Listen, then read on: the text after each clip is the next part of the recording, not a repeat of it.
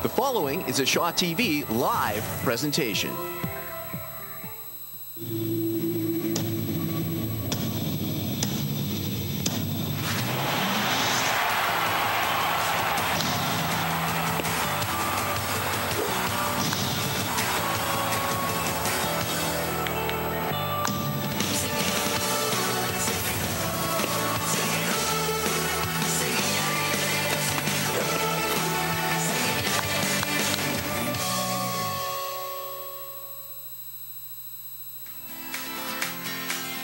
Tonight's game is brought to you by Safeway.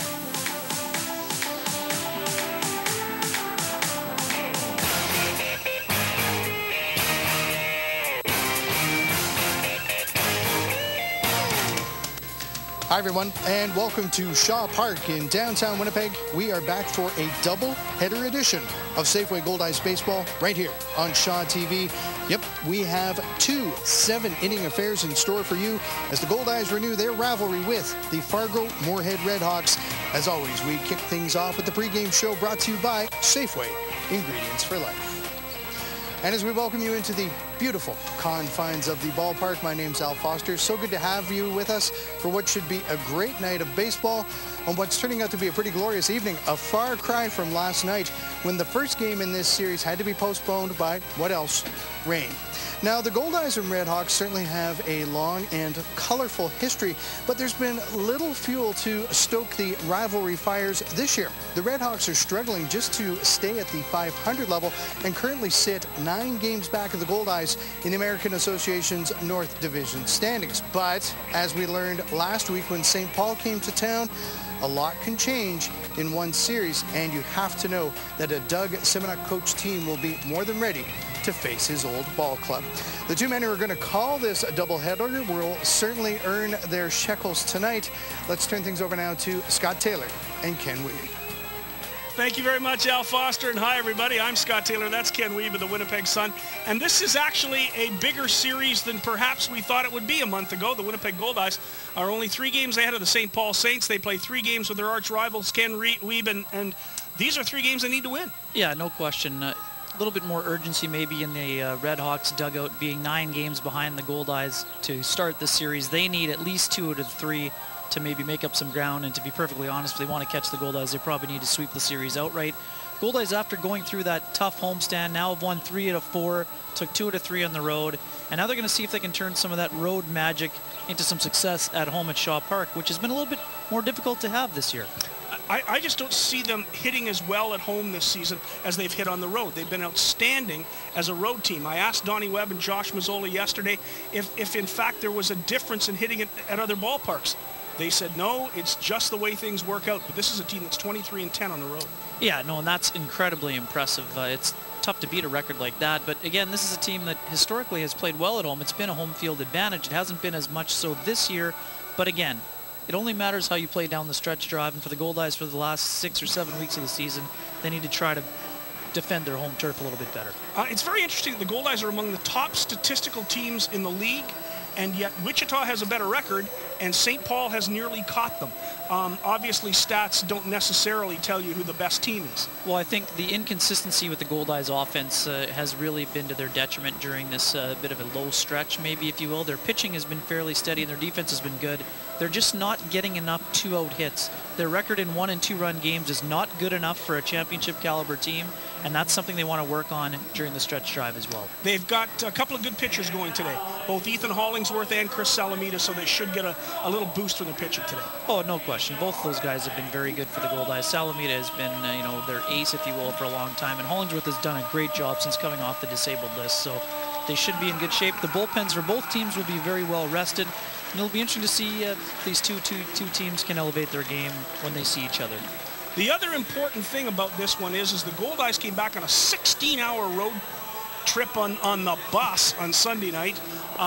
It wasn't a great trip at all. The bus had broken down. They ended up watching an REO Speedwagon concert at the casino in Council Bluffs, Iowa. It was a long, long trip. This was a very tired team yesterday, today they get a night's sleep in their own beds and probably feel a lot better today than they did yesterday for a doubleheader. Yeah, you would think so. The only concern maybe the Goldeyes have is that after they've come off of rainouts, they haven't really hit as well. And after you've put up all those, video game-like numbers against Kansas City, they wanted to probably keep going. But again, both teams should be very fresh, and that should bring out the best in both clubs for this Well, series. the most interesting thing is it's 2 7-inning games, so you got to get the lead early, and then you got to hold on to it. So the bullpens will be required to do some work in the 6th and 7th inning, and the bullpens have been pretty well. Let's go down to field level, where Beverly Wynn, everybody's favorite here at the ballpark, is going to sing today's national anthems. Oh, say, can you see by the dawn's early light what so proudly we hailed at the twilight's last gleaming, whose broad stripes and bright stars through the perilous fight o'er the ramparts we watched were so gallantly streaming, and the rocket's red glare, the bombs bursting in air, gave proof through the night that our flag was still there. Oh, say does that star-spangled banner yet wave o'er the land of the free and the home of the brave?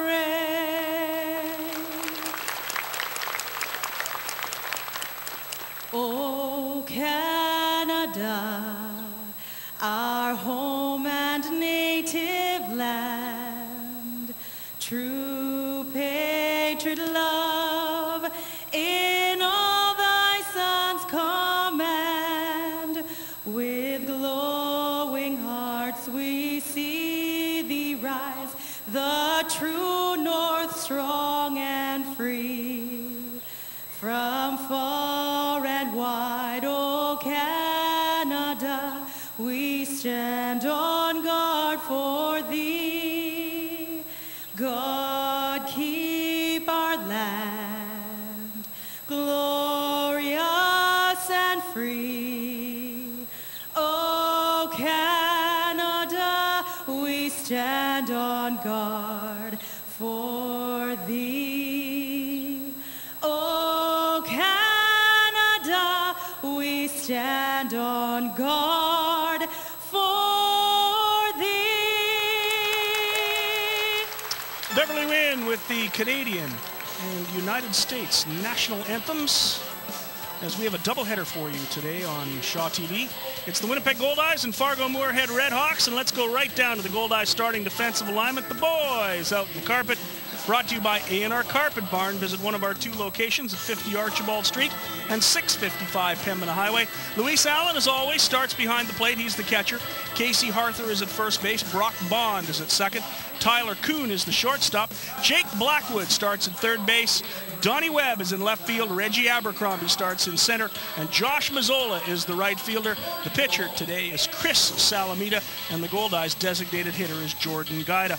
That's the Goldeyes starting defensive alignment. The boys out in the carpet. Brought to you by A&R Carpet Barn. Visit ANRCarpetBarn.com.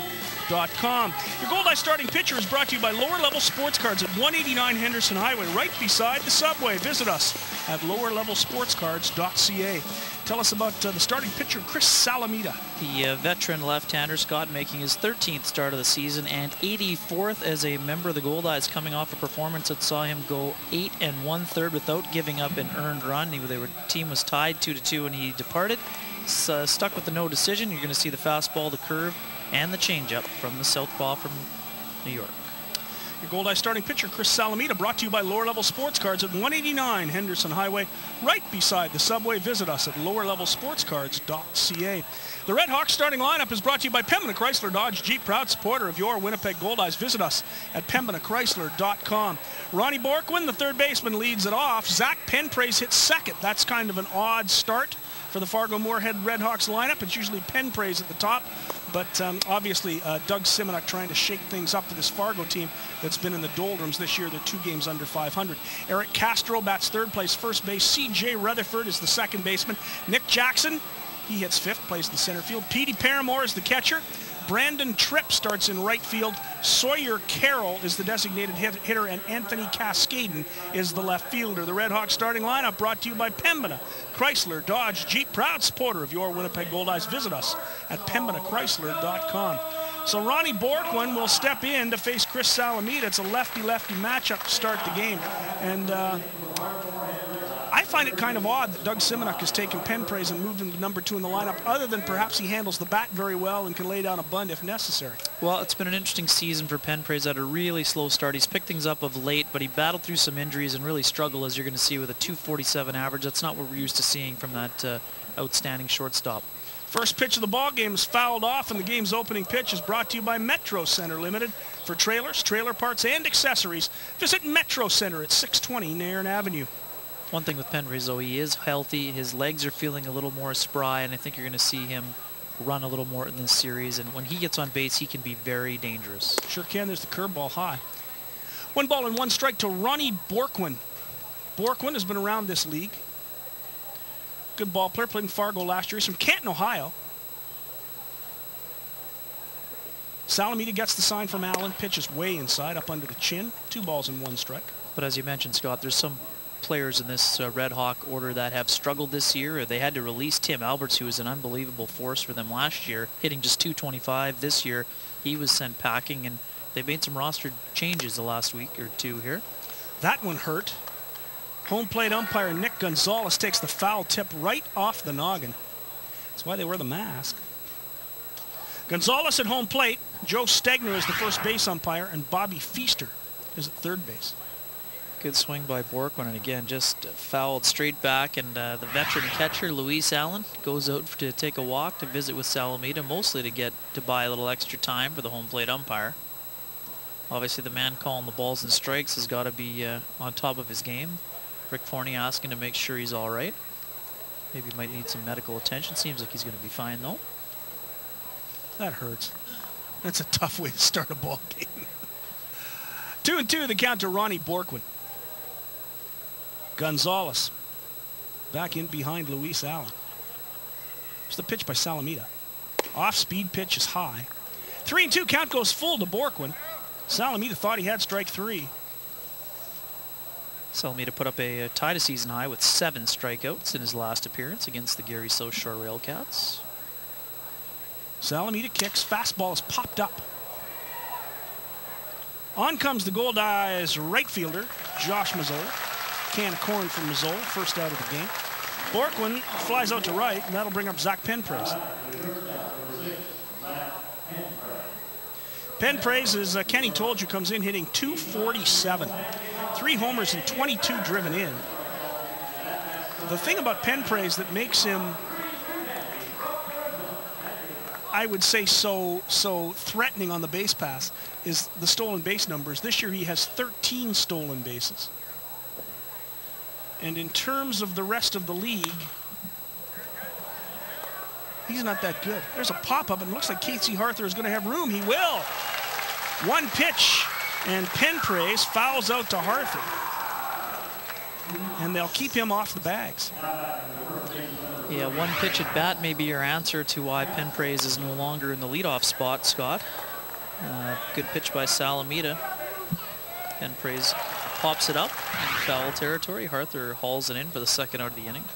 So Zach Penpraise with 13 stolen bases. The leader in the league this year is Donnie Webb of the Goldeyes with twice as many, 26th. Get into 5th place, Chad Mozingo from Lincoln has 19.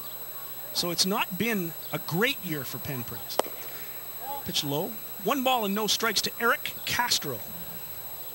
Penpraise has 40-plus steals in 4 of his previous 5 seasons, and his low with the Redhawks is 33. So he's well off the pace there, and I know he has dealt with a lot of leg issues this year. 1-1 the count to Castro. Castro is playing his 13th game for Doug Simonek, hitting .306. He has 15 hits in 49 at-bats, couple of doubles. No home runs and 2 driven in. There's a pitch that misses. 2 balls and 1 strike to Eric Castro. Mentioned earlier, Tim Alberts has been released. So was Brandon Newton, who played 44 games. Andy White played 7 before he was released. And Dusty Robinson also played 17 games before he was released. All those players struggling offensively. Pitch misses. 3 balls and 1 strike to Eric Castro.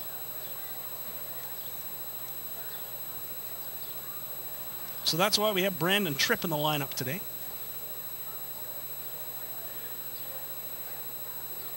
Brandon Tripp in his 10th game. And there's a pitch that misses outside. So Salamita loses Castro to a base on balls, and that'll bring up C.J. Rutherford. Rutherford hitting .261, 5 homers, 44 driven in. Probably the hardest hitting second baseman in the league.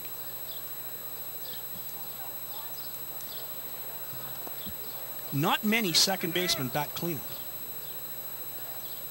Although I don't think that Rick Forney would be averse to having Brock Bond hit cleanup. Yeah, the numbers have been pretty good. Rutherford has 44 ribbies, which leads his team. First pitch is in there for a strike. 1 strike to C.J. Rutherford. Rutherford makes his home in Chandler, Arizona.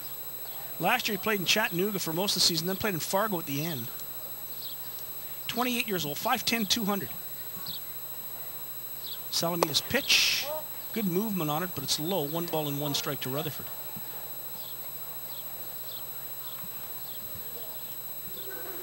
C.J. Rutherford has pretty good pop. Borquin has 12 home runs. Nobody else on the team has more than 6. Rutherford is 5. Here's the pitch. That misses outside. 2 balls and 1 strike to C.J.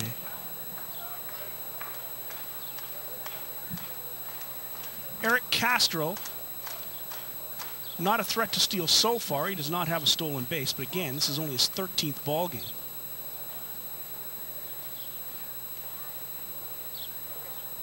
Salamita gets the sign from Luis Allen. Here's the pitch, and that's fouled off up onto the roof. 2-2, the count to C.J. Rutherford. This is the first of 2 games here on Shaw, 2 7-inning games. This game, the rain out from last night. Boy, they did come down. We sat in this press box for a couple hours, you and I, and it wasn't pretty. Just watched it get darker and darker. It's perfect today. Gorgeous, gorgeous night for baseball. Big curveball, swing and a miss. And Salamita gets Rutherford on strikes, his first strikeout of the game. No runs, no hits. There were no errors, and 1 man left on base. Eric Castro drew a walk. We played half an inning here at Shaw Park in downtown Winnipeg. It's Fargo nothing. Winnipeg coming to bat. This is Safeway Goldeyes baseball. Scott Taylor, Ken Wiebe, and the spectacular Al Foster live on Shaw TV.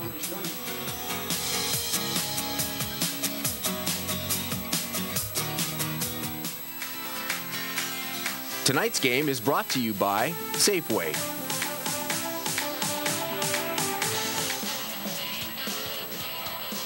Welcome back to the ballpark. The RedHawks starting defensive alignment. The boys out in the carpet, brought to you by A&R Carpet Barn. Visit one of our 2 locations at 50 Archibald Street and 655 Pembina Highway. Petey Paramore starts behind the plate. Eric Castro, newcomer, starts at first base. C.J. Rutherford is at second. Zach Penprez, the veteran, is at short. And Ronnie Borkwood is at third. Anthony Cascaden is the left fielder. The great Nick Jackson is in center. And Brandon Tripp starts this game in right field. Curtis Camilli is the starting pitcher, and the designated hitter for today's game is Sawyer Carroll. That's the RedHawks starting defensive alignment, brought to you by A&R Carpet Barn. Visit ANRCarpetBarn.com. The RedHawks starting pitcher is brought to you by Lower Level Sports Cards at 189 Henderson Highway, right beside the subway. Visit us at lowerlevelsportscards.ca. Kenny, tell us about Curtis Camilli. Camilli making his 5th appearance and 4th start of the year for the RedHawks. Very tidy numbers, 2-1 record with a .87 earned run average, as you see right there. Fastball, curve, and a slider. Also throws the occasional change. 20 2/3 innings pitched, 19 hits, 3 runs allowed, 2 of which earned. High number of walks, got 11 walks to go against 15 strikeouts. Opponents hitting just .253 against the right-hander who's in his 3rd season of independent baseball. So Curtis Camilli, the starting pitcher for the Fargo-Moorhead RedHawks, is brought to you by Lower Level Sports Cards at 189 Henderson Highway, right beside the subway. Visit us at lowerlevelsportscards.ca. The Goldeyes starting lineup brought to you by Pembina Chrysler Dodge Jeep, proud supporter of your Winnipeg Goldeyes. Visit us at pembinachrysler.com. We got a bit of a change because Brock Bond moves into the #1 spot. So a little bit of difference on both sides. Brock Bond leading off for the Goldeyes, Ronnie Borkman leading off for the Fargo-Moorhead RedHawks. Josh Mazzola hits second. Tyler Kuhn, big numbers, moves down to third in the lineup. Casey Harther, the leading hitter in the league, hits fourth. Then comes Jake Blackwood fifth. Donnie Webb, who showed some pop in that bat, he's in the All-Star game. He bats sixth. Reggie Abercrombie hits seventh. Luis Allen eighth, and Jordan Gaida bats ninth. So the Goldeyes starting lineup brought to you by Pembina Chrysler Dodge Jeep, proud supporter of your Winnipeg Goldeyes. Visit us at pembinachrysler.com. Interesting changes to the lineup for Rick Forney's group. So Brock Bond, the left-handed hitter, facing the right-handed pitching, Curtis Camilli. Bond is a switch hitter, so he's moved over to the left side to face the right-hander. Pitch by Camilli, and there's a line drive, and it gets through for a base hit. Second pitch of the game, solid single to right field, and the Goldeyes' first hit of the game is brought to you by the University of Winnipeg. This year, the Goldeyes' leading hitter will win the Tear the Cover Off the Ball trophy presented by the University of Winnipeg. The current leader is Casey Harther, the #1 batter in the American Association, hitting a remarkable .397. Well, we know Rick Forney likes the way that Brock Bond handles the bat, and he loves his approach. He's a guy who sees a lot of pitches. That's what makes him a good candidate to move to the top of the order. And Tyler Kuhn's a guy that has hit with runners in scoring position this year, even though he also is a very good leadoff hitter himself. I think there's a number of reasons for the decision. I think part of it is that Kuhn is a good hitter with men on base. He has 33 runs batted in out of the leadoff spot. He's also hitting .351 on the year. You kind of earn. Very good numbers, yes. And he's shown some power. He has 4 home runs already. Yeah, for sure. He said earlier in the year, if he hits 1 or 2, he'd be happy. That's kind of his season. He's sure. got 4. And he hit a couple of bombs in this part. Yeah, he's a line drive hitter. So Bond gets a pretty good lead on Camilli at first base. He's being held by Castro. The pitch to Mazzola, and there's a long fly ball. That's in the gap, and it's deep, and it's long. It is off the wall, the base of the wall. Bond will score. Mazzola will cruise into second base with a double, and the Goldeyes take a 1-0 lead. A double for Josh Mazzola. Brock Bond scores the first run of the ball game, and the Goldeyes take a 1-0 lead, and that was drilled by Mazzola. Well, this is around the time of year when Josh Mazzola usually starts to really heat up Scott, and he is starting to swing the bat very well for the Goldeyes. He just drills this one, and it keeps carrying. This ball just travels and travels, goes off the wall. Bit surprised, not a great jump by Nick Jackson in center field. Ball lands easily. Mazzola gets in there. Here you see good hustle by the left fielder. Almost was able to track it down. Nice hustle by Anthony Cascaden. But nice hustle by Brock Bond, who got a very good read and scored all the way from first base. So the Goldeyes lead at 1-0. First pitch to Tyler Kuhn is in there for strike 1. Kuhn hitting .351, 4 home runs, 33 driven in. Mazzola now has 40 runs batted in on the season. He leads the Goldeyes. He moves ahead of Casey Harther by 1. There's 2 strikes to Tyler Kuhn. So quickly Camilli gets ahead of Kuhn. Mazzola had a big series against the Kansas City T-Bones Sure did. as well. Got his batting average up to .257. He'd struggled against St. Paul. 2 strikes to Tyler Kuhn. Here's the pitch. It's a slow curve ball, and Kuhn just deposits it in right field. Mazzola will hold at third base. A solid single for Tyler Kuhn. Mazzola goes on to third. Goldeyes have runners at the corners with nobody out, and here comes Casey Harther. That was the slow curve ball, and Tyler Kuhn just kept his hands back and laid the bat out on it. Again, just a great approach right there by Tyler Kuhn. Only thing wrong with that is he hit it too hard and wasn't able to score the run from second, but real good at bat and real good approach with 2 strikes. So Casey Harther is tonight's cleanup hitter for the Goldeyes, brought to you by Multi-Material Stewardship of Manitoba. More than half of all household garbage can be recycled. Recycling is easy and convenient. We all win with recycling. For more information, visit simplyrecycle.ca. So Harther moves in with runners on the corners and nobody out. Camilli kicks and delivers that slow curveball again. It's in there for a strike. 1 strike to Harther.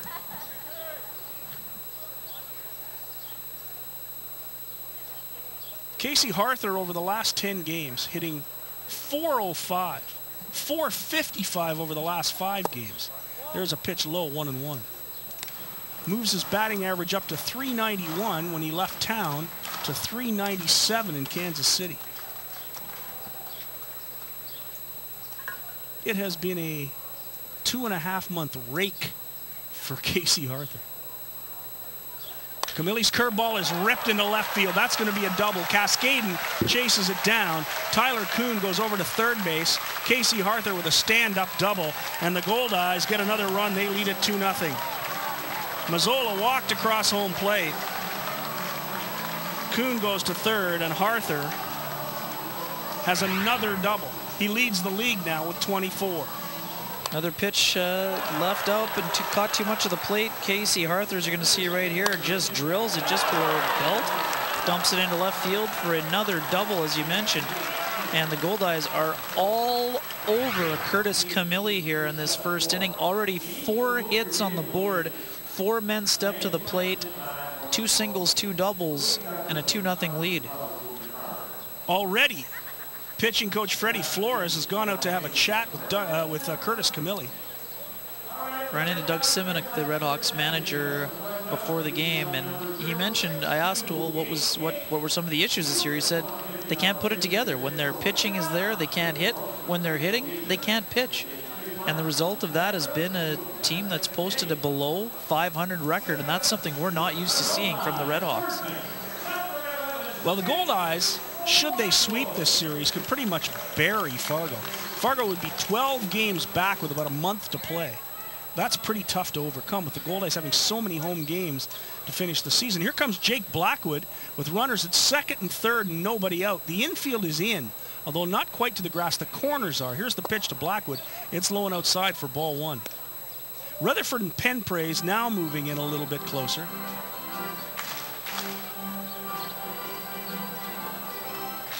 Blackwood comes in hitting .260. He has 3 home runs. He's driven in 23. Camilli's pitch, the fastball is in there for a strike, 1-1 to Jake Blackwood. Blackwood, over the last 10, is hitting .250. Just .211 over the last 5. So he's been a bit of a slump over the last 5 games. There's a pitch. That misses low. 2 balls and 1 strike to Blackwood. And as Rick Forney always says, just be patient. You'll get a pitch. It's an important quality. Spoke with Blackwood before the game. He's the feature in tomorrow's Winnipeg Sun. 2 balls and 1 strike to Jake Blackwood.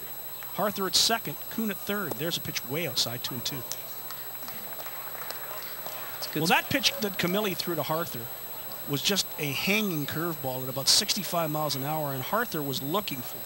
He just kept his hands back and drilled it down the third baseline. Yeah, just too many pitches up and over the plate, and the Goldeyes have been jumping all over them. 3-1, the count to Blackwood.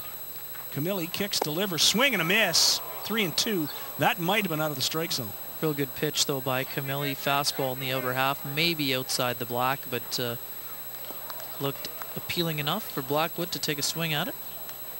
It's a good spot for Blackwood because he has not been as productive as he has in the past to this point in the season.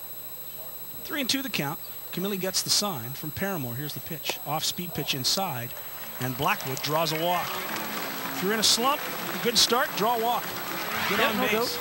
Battled, he missed the 3-1, but good take right here. Almost hit some very good movement on that pitch right there.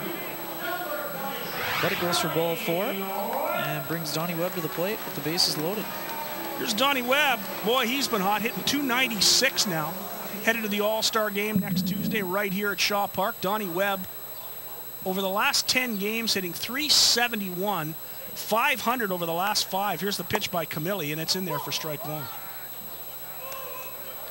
Bases loaded, nobody out. We're still in the first inning. Goldeyes have put 2 on the board already. They lead at 2-0. Camilli gets the sign from Paramore. The infield is at double play depth. Here's the pitch. It's foul back, and quickly Camilli gets ahead of Donnie Webb, 0-2.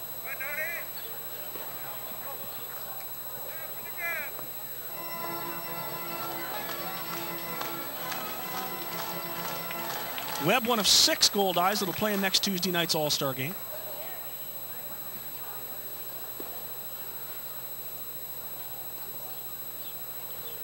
Here's Camille's pitch. It's way outside.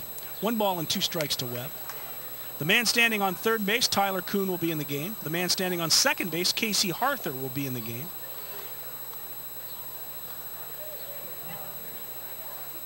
So already warming up in the bullpen is Justin Erasmus, the right-hander for Fargo. If Camille gets in any more trouble. Here's Camille's pitch, and there's a ground ball up the middle. This should be 2.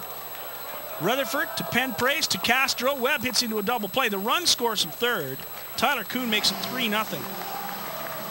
On to third base goes Casey Harther, but it's a 4-6-3 double play. And they'll have another look, Kenny. No RBI on the play for Webb, who hits the hard hit ball to the second baseman, Rutherford. Starts the 4-6-3 to Penprace easily. Webb just about beat it out, but could not. But as you mentioned, Scott, Tyler Kuhn scores from third. And the Goldeyes put a 3rd run up there in the first inning. They lead at 3-0. Harther still at third base for Reggie Abercrombie. Luis Allen, another All-Star, steps into the on-deck circle.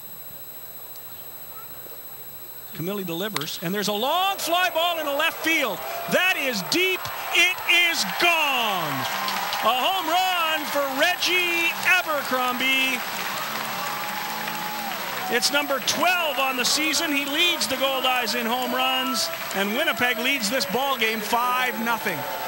39th RBI of the season for the Goldeyes veteran center fielder, Scott. And once again, Camille hangs a pitch, and Abercrombie jumps all over it and drills it over the wall. This home run brought to you by Home Run Sports, proud sponsors of your Winnipeg Goldeyes. Home Run Sports, located at 20 de la Seigneurie Boulevard.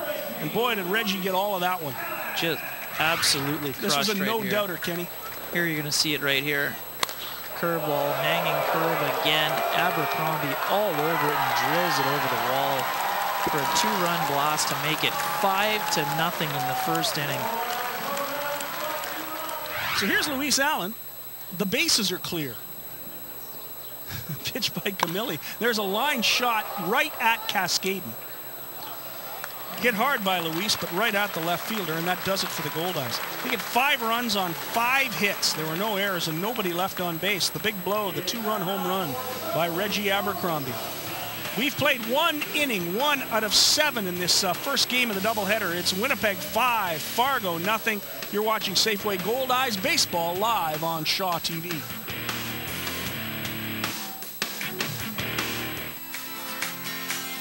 Tonight's game is brought to you by Safeway. Join the movement to kick cancer.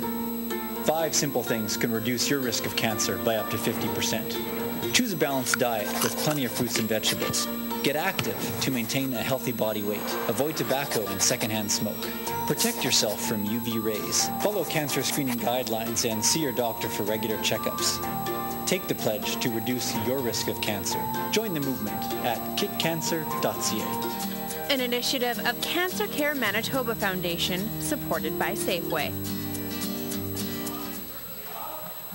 Well, welcome back to the ballpark. A beautiful night for baseball, and the crowd is starting to file in slowly but surely. The biggest problem with these 5 o'clock starts, a lot of people haven't got home from work yet. So there weren't many here when the first pitch was thrown, but more and more people are starting to show up on an absolutely perfect night for baseball. Come on down to the park if you're not doing anything tonight. Have a bite to eat. Never find better food than you will here at the ballpark. And the price is right. It's a gorgeous night, an absolutely beautiful night. There's a bit of a wind blowing over the right field wall, although you wouldn't have known it with the 2 shots hit by Josh Mazzola and Reggie Abercrombie. Mazzola's bounced at one of the deepest part of the ballparks off the bottom of the fence. And there was no doubt about Abercrombie's. It was a line shot that was certainly high enough on that hanging curveball. Do you believe in the hanging curve, Kenny? When you're standing in the batter's box, it sure looks appetizing. It's and it big did as a too. grapefruit. Yeah, no question about it. And mentioned the Goldeyes bats have sometimes been quiet after rainouts. Not the case in the bottom of the first inning as they put up 5 runs on 5 hits. A pretty impressive start. But one thing, when you do put up a 5 spot like that, sometimes there's a tendency to maybe take your foot off the gas. And I don't think the Goldeyes can afford to do that here. Not against this team. Against the RedHawks. And speaking of the RedHawks, it'll be Nick Jackson, who is only hitting .235 this season, but he is always dangerous. Then Petey Paramore, who is hitting .288. He's the #2 hitter on the club at .288.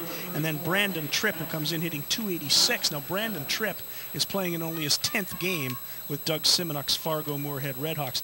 So Jackson steps in, left-handed hitter, to face the left-handed pitching Chris Salamita. Here's the first pitch of the second inning, and it's on the corner for strike one. Yeah, very odd, Scott, to see a .235 batting average beside the name of Nick Jackson. This is one of the better players in independent baseball for the good chunk of the past decade, and he just has not been as productive as we're used to seeing him this year. There's a line shot in the left field, a solid base hit. First hit of the game for the Fargo-Moorhead RedHawks, and Nick Jackson, as we said, always dangerous. Goes the other way, hits it between short and third for a solid single, and here comes Petey Paramore.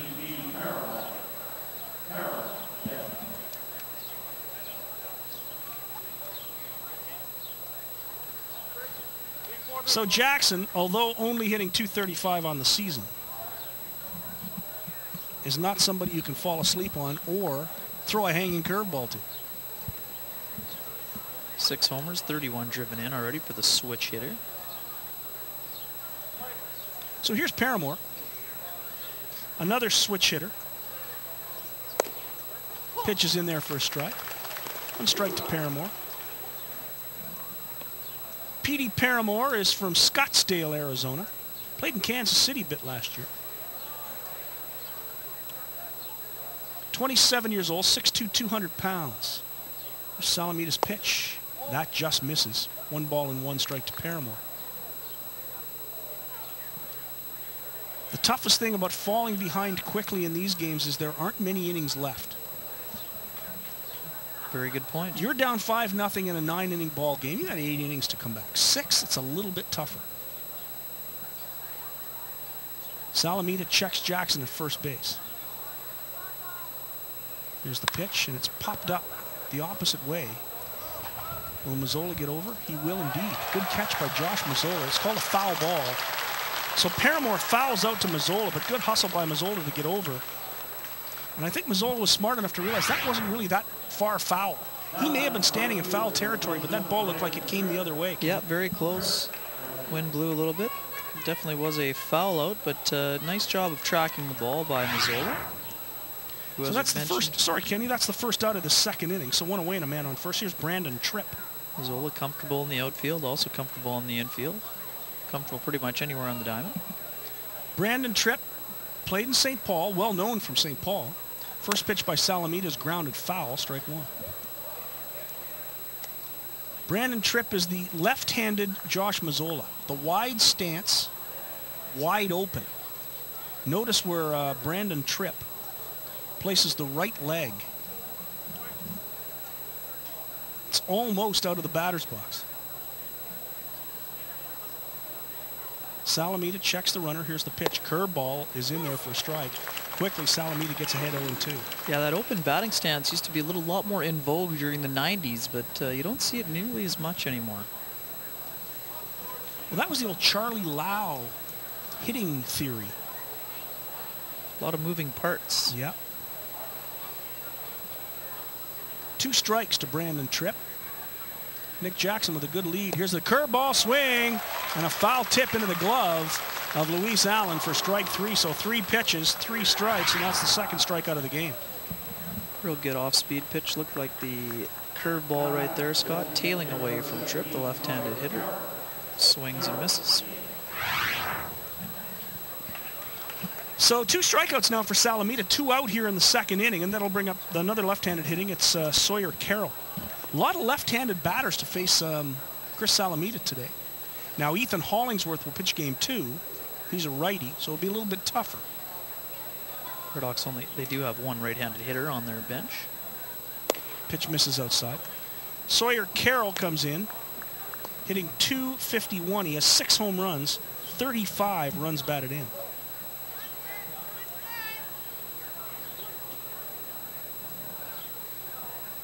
Sawyer Carroll from Jenks, Oklahoma. 1 ball and no strikes. Salamita delivers. And there's a long fly ball into right field. That's hit a ton, and it is gone. A home run for Sawyer Carroll, and with one swing of the bat, Fargo's back in the ball game. That makes it 5-2. The 2-run bomb by Sawyer Carroll, and the Goldeyes lead is cut to 3. This home run brought to you by Home Run Sports. Home Run Sports, proud supporters of your Winnipeg Goldeyes. Visit us at 20 de la Seigneurie Boulevard. So it's 5-2, Kenny Weed. Well, that's certainly a pitch left up in the zone by Salamita, and this time it's Sawyer Carroll that takes advantage. Like an off-speed pitch, and he just drilled it. Mazzola knew it. He gave it the customary look, but he knew that was up and over the wall. That's 7th homer of the year, 37th run batted in for the 8th hitter, Sawyer Carroll. On the first pitch to Anthony Cascaden, it's grounded to Brock Bond, and that does it.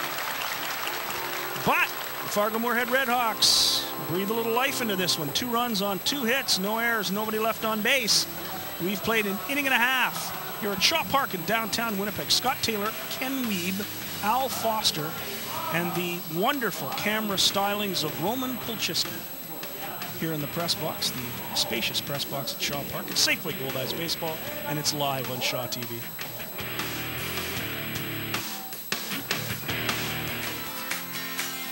Tonight's game is brought to you by Safeway. The Lazy Boy Comfort Zones, located in the Winnipeg Free Press Sky Suite, is fully furnished with the latest Lazy Boy sofas, love seats, and recliners. The Winnipeg Goldeyes would like to thank Lazy Boy Furniture Galleries, located at 1425 Ellis Avenue, for their support. Lazy Boy Furniture Galleries. Comfort, it's what we do. 1 in 4 deaths on Manitoba roads involves a distracted driver.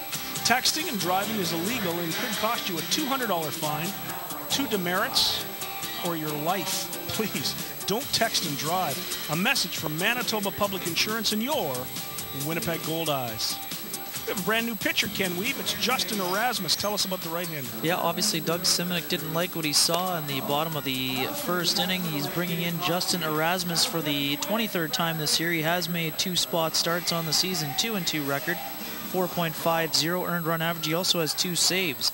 44 innings pitched, 37 hits allowed, 22 earned runs, 15 walks, 32 strikeouts. Opponents hitting just .228 against the right-hander. So Jordan Guida steps in to face Justin Erasmus. Jordan Guida, the number 9 hitter in the Goldeyes lineup. Brock Bond is in the on-deck circle as the Goldeyes will flip it over and move back to number 1 after Guida hits.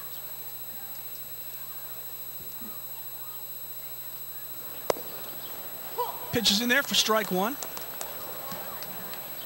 1 strike to Jordan Guida. Guida, the designated hitter, comes in hitting .263, has a homer, 7 driven in. Pitch to Guida, swing and a miss. And quickly, Erasmus gets ahead 0-2. Interesting. Again, we talked about the importance of this series. Obviously, you see that with the RedHawks going to the bullpen for the bottom of the 2nd inning here. Off-speed pitch grounded up the middle. Penpraise handles it, fires in the dirt, and it's picked out nicely by Eric Castro. So Guida grounds out. Good job by Castro at first base. Not a great throw by Penpraise. This is a tough play to Penpraise's left. Good curveball. Pitcher nearly knocks it down. Penpraise gets her easily. Throw in the dirt, and a real nice scoop, as you mentioned, Scott, by Castro. Tough hop for Castro. Yeah, no question. Erasmus nearly barehanded it, but he's probably better off that he let it get through. Not a good throw at all by Penpraise, who has had some shoulder issues this season. Played through them. 1 ball, no strikes to Brock Bond. And as the Goldeyes go back to the top of the order. That's in there, 1-1. Bond singled, scored the first run of the game back in the 1st inning. To his credit, Penpraise got it there quickly, although it was a bad throw. Off-speed pitch is high. 2 balls and 1 strike to Bond. Nice job by Castro. When you can trust your first baseman, you don't mind getting it in the dirt as long as you're able to get it there a little quicker. Brock Bond from St. Louis, Missouri. Here's the pitch. That's in the dirt. 3-1 now to Bond. Cardinals fan growing up and was actually in the stands. Mark McGuire hit number 61 at Busch Stadium. Isn't that amazing? We were in the same building at the same time. I have to talk to him about that. There's a fly ball, hit pretty good, hit deep. It is back to the wall and caught. Nice job defensively by the right fielder, Brandon Tripp. Bond gave it a ride right to the base of the wall, but Tripp made the catch, and that's 2 away for the Goldeyes here in the second inning. Brings up Josh Mazzola. This is an excellent defensive play, Scott. For a while, I thought this had a chance to be gone. Look at Tripp, gets on his horse, read it well off the bat, and hauls it in about 2 steps before the wall. This ball's drilled. Good positioning and a good read by the right fielder, Brandon Tripp, to haul that one in for the second out of the inning. So here's Mazzola. He doubled, drove in a run back in the first inning. First pitch to Mazzola is inside, ball 1. Josh Mazzola starting to get it going. Hitting .333 over his last 10 and .474 in his last 5. Hit a grand slam home run in Kansas City. 1-1 the count to Mazzola. Grand slams always feel good. Got a slider, he said. Up in the zone. Got all of it. There's a pitch that's in there. A ball and 2 strikes to Josh Mazzola. Erasmus doing a nice job with his curveball. That's a lot sharper bend than what we were seeing from Curtis Camilli in the first inning. Erasmus gets the sign. Here's the pitch. That's in the dirt. Gets away from Petey Paramore. If you go up onto Goldeyes.com and check the pre-game interviews for today's game, we interviewed Josh Mazzola. He was wearing his headband, sunglasses, and fastened to the heart of his t-shirt was the Ray Sadler player card. Our production director, Zach Peters, did a nice job of framing the Ray Sadler player card. That's up at Goldeyes.com. There's a ground ball up the middle, and will it get through? It won't. Rutherford tries to make the play. He can't. Mazzola beats it out. Mazzola pretty quick down the line. It'll be an infield single for Josh, his second hit of the ball game. He's 2 for 2. Boy, he's heating up now. Let's have another look. Another sharp breaking ball. Mazzola on his horse, as you mentioned. Rutherford backhands it nicely, but throwing off that back foot, there was no chance he was going to get Mazzola, who was hustling down the line. He gets himself an infield single for his second hit of the ball game. So a two-out infield single for Josh Mazzola. Here comes Tyler Kuhn. First pitch by Erasmus is high for ball 1. Kuhn singled. Back in the first inning, put runners on the corners. He eventually scored on the double play Donnie Webb hit into. Erasmus's pitch is high and outside. 2 balls and no strikes to Tyler Kuhn. As we mentioned, Tyler Kuhn will be going to the All-Star game right here at Shaw Park next Tuesday, along with the man in the on-deck circle, Casey Harther. Erasmus's pitch is high again, 3-0 to Tyler Kuhn. There might have been a revolt if Casey Harther hadn't been selected for the All-Star game, Scott. I don't think there was ever any doubt. He was hitting .400 at the time of the selection. Erasmus's pitch is in there for a strike, 3-1. Kuhn has the green light, but I think he wants to see everything Justin Erasmus has. Important to be patient, as you mentioned earlier. Erasmus, there goes the runner. There's a ground ball up the middle. Mazzola stops at second base. Kuhn will beat it out. It'll be another infield single. Good job at second base by C.J. Rutherford again to keep it on the infield. If that gets through, Mazzola's at third base. Rutherford does a good job. And runners now at first and second. The Goldeyes' 7th hit of the ballgame. Yeah, Rutherford travels a lot of ground just to get a glove on this. And as you mentioned, he probably saved 90 feet. Mazzola, with 2 out, would have been going for third. No question about it. But Rutherford keeps it on the infield, and it keeps Kuhn to a infield single. So here's Casey Harther, who doubled and drove in a run. He now has 40 RBIs on the season, the same as Josh Mazzola. Reggie Abercrombie with 39. First pitch, low for ball 1. Harther, 7 home runs, 40 driven in, hitting .398 on the season.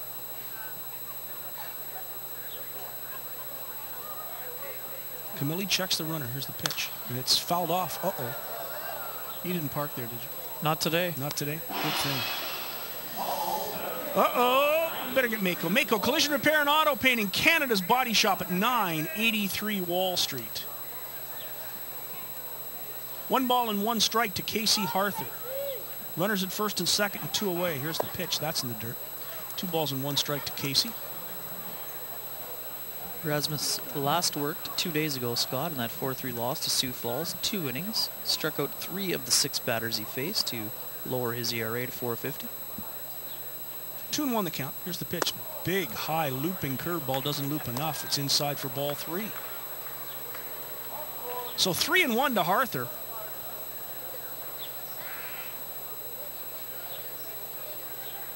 Erasmus checks the runner at second base. Mazzola, here's the pitch. It misses for ball 4. And Casey Harther draws a walk, and the bases are loaded. Erasmus came in, got 2 quick outs, and then infield singles to Mazzola and Kuhn, and a walk to Harther loads him up for Jake Blackwood. Another big RBI opportunity for Blackwood, who walked in his first trip to load the bases. As we mentioned, a bit off the pace we were expecting from the man who tore up the Northern League back in 2010 with the KC T-Bones. Hitting .260 on the year, 3 homers, 23 driven in. Bases loaded for the Goldeyes. Here's the pitch to Blackwood. It's a 1-hopper, handled nicely by Petey Paramore. Blackwood had his contract purchased by the San Diego Padres after that prolific season. Won 2 league championships with them during that time, 2 All-Star appearances. And yet somehow got released. It's a cruel game. It sure is. Rasmus's pitch is in there for a strike, 1-1. Mazzola's at third. Kuhn's at second. Harther's at first. Goldeyes lead at 5-2. We're just in the bottom of the 2nd inning of game 1 of this doubleheader. Camilli's pitch. It's fouled onto the street. 1 ball and 2 strikes to Blackwood. Blackwood battled that ankle injury that landed him on the disabled list and opened up a spot for Brock Bond at second base. Blackwood has since moved to third, come back. Had that scare on Thursday during our broadcast when he rounded first. Not double, but it was not serious. 1-2 the count. And there's a little looping fly ball into right field. It is going to be a foul ball and will not be playable for Brandon Tripp. Blackwood just got his bat out on that one, defending the plate. Paramore is going to go out and have a chat with Erasmus. That was just a few feet from clearing the bases, mind you. Good defensive swing to stay alive. That 1-2 count. So the Goldeyes with a quick 2 outs have loaded them up here in the 2nd. As Jake Blackwood has an opportunity to give the Goldeyes that big lead back. Here's the pitch by Erasmus, and it's popped up. Rutherford will have no trouble with this one. Makes the catch, and that does it. So good job by Erasmus to get Blackwood in the inning. No runs, 2 hits, no errors, 3 left for the Goldeyes in the 2nd. We played 2 complete here at Shaw Park in downtown Winnipeg. It's the Winnipeg Goldeyes 5, the Fargo-Moorhead RedHawks 2. This is Safeway Goldeyes Baseball live on Shaw TV.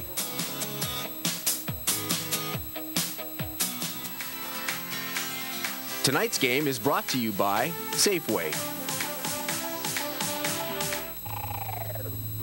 From the big screen to your screen, check out Rio 2 playing right now on Shaw On Demand. The city bird who just learned to fly is about to take a walk. Guys, wait up! On the wild side. We are all going to the Amazon. Yay! Goodbye, stinky city air! I can't believe we found them. Who are you? Where did you come from? Hey, back off! Daddy!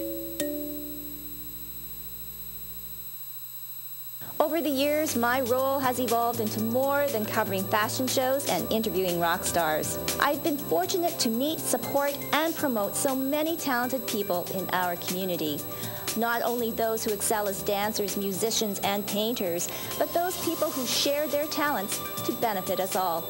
It's refreshing, reaffirming, often humbling, all in one. And it is why I love what I do.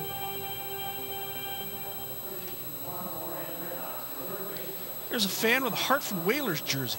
Is a great logo. It was in its day, wasn't it? Still is. Green and blue, though. Love the green and blue. Did you? Blue and green should only be seen in the washing machine. The Whalers also had one of the teams who rocked the Cooperalls. They did. They rocked the Cooperalls with the Philadelphia Flyers. Ronnie Borkwin steps in. We go back to the top of the lineup for Fargo. Borkwin, Penpraise, and Castro to face Chris Salamita here in the top of the third inning. Curveball on the corner for a strike. Borkwin 0 for 1. He flied out to Josh Mazzola in right field. Little lazy fly ball. The wind is blowing pretty hard over that right field fence. You get it up in that jet stream, it'll go a long way, as we found out in the last inning when Sawyer Carroll hit it a ton. There's a little flare. It's going to get through. Tyler Kuhn can't get to it. It's a base hit for Ronnie Borkwin here to lead off the third. So Fargo trying to battle back. Gets a single to lead off, and here comes Zach Penpraise.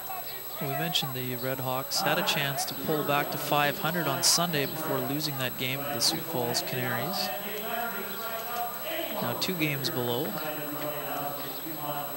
Trying to inch their way closer to 500. Giving up a 5 spot in the bottom of the first inning was not the way they drew it up. So here's Penpraise. He's 0 for 1. First pitch, squares to bunt, misses, called ball 1. Place we're not used to seeing the RedHawks located, Scott. .258 batting average leaves them dead last in the American Association in hitting. Runner at first, nobody out. We're in the top of 3. Penpraise swings, misses. 1-1, the count to Zach Penpraise. Penpraise hitting .247. 3 homers, 22 driven in, as Kenny pointed out. Leg injuries have hobbled him this season. Salamita's pitch, the bunt fouled. 1-2, 1 ball and 2 strikes to Penpraise. Penpraise, 29 years old. Scott drafted in the 13th round of the 2006 MLB draft by the Philadelphia Phillies. When he's right, he can do a lot of things. Great speed, hits the ball on a line. 1-2 the count. Salamita checks the runner. Here's the pitch. Just misses inside 2-2. Yeah, he's dangerous when the on-base percentage is up. This year, the on-base percentage just .330 going into the game today.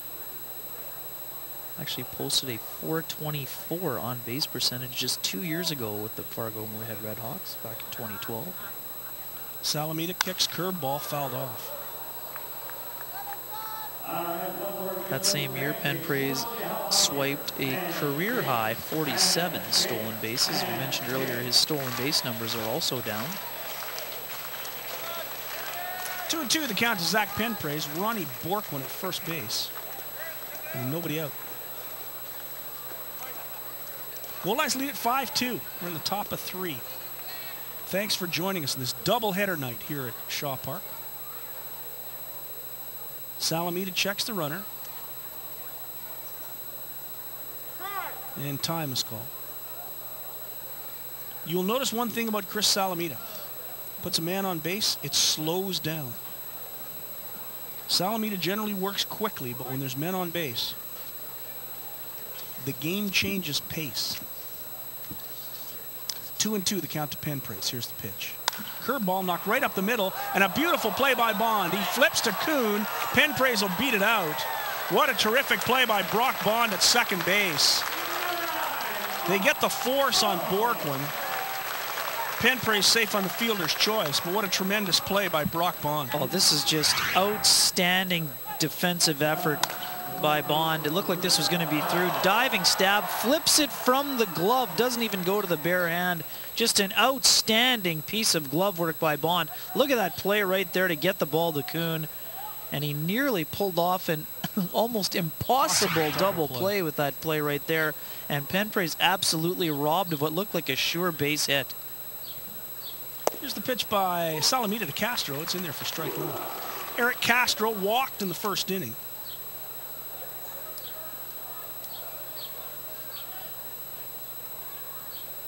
Penpraise, 13 stolen bases. He'll be looking to steal a base. He's leaning towards second already. Here's the pitch by Salamita. There's a chopper foul, and quickly Salamita gets a hit 0-2 on Castro. Yeah, nothing you can do if you're Zach Penpraise except just shake your head. When you hit a ball that hard up the middle, you think that's a base hit for sure. Not only is it not a base hit, it was almost. If he's not hustling out of the box, that's right. A double play. Terrific defensive play by Brock Bond. Salamita looks in, and he goes to first base. Arthur has to dig it out of the dirt. Salamita has that quick move, but he throws a little off balance. It's a tough throw.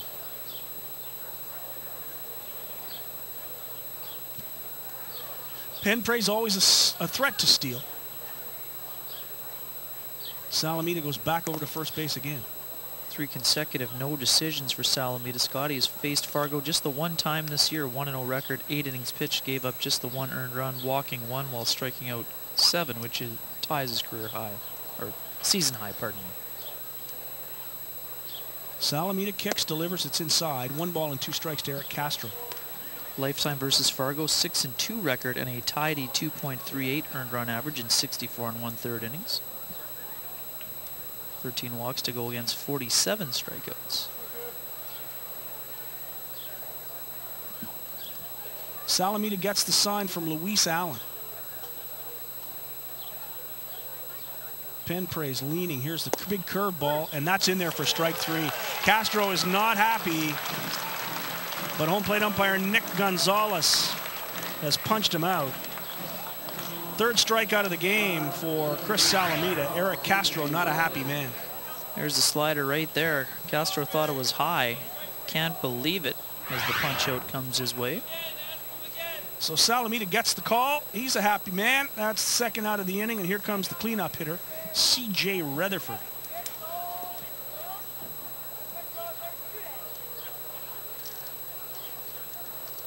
Cleanup hitter is brought to you by Multi-Material Stewardship of Manitoba.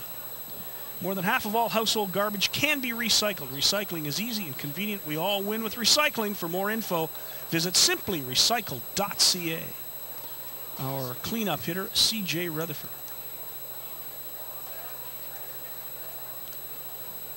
So Penpray's, as always, makes it difficult for a Goldeyes pitcher.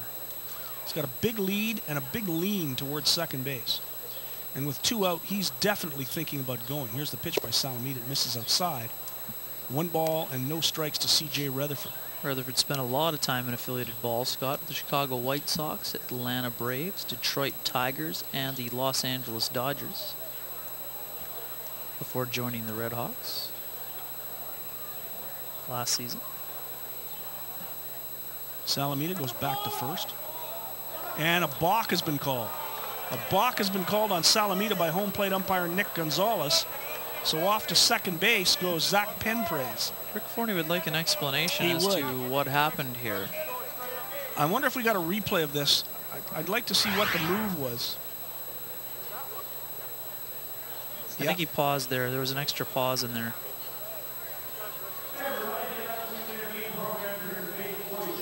It looked like it was accidental, but it looked like he paused a little bit early. Yeah, he said that's a balk. First thing out of Rutherford's mouth was, that's a balk.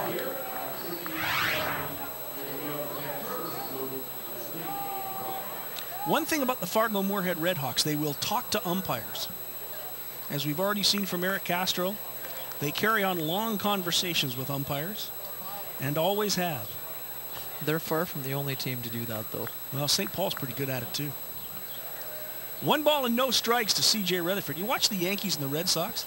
Games are 4.5 hours long because they discuss every called strike. Every one. 1 ball and no strikes to Rutherford. Everybody plays C.J. Rutherford straight away. Here's the pitch by Salamita. Swing and a miss, 1-1. Rutherford, another one of those guys who played for the Chattanooga Lookouts and the Rancho Cucamonga Quakes. Those guys rolling through towns. A few of those guys have been rolling through town. Yeah.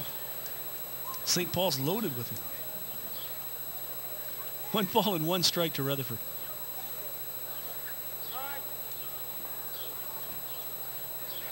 He's been around. He's a ball player, C.J. Rutherford. As Kenny pointed out, he's played a load of affiliated baseball. 8th season as a pro here. 1 ball and 1 strike to C.J. Salamita checks the runner. Here's the pitch. Swing and a miss. Foul tip. 1-2 the count to Rutherford. 5 seasons at the AA level.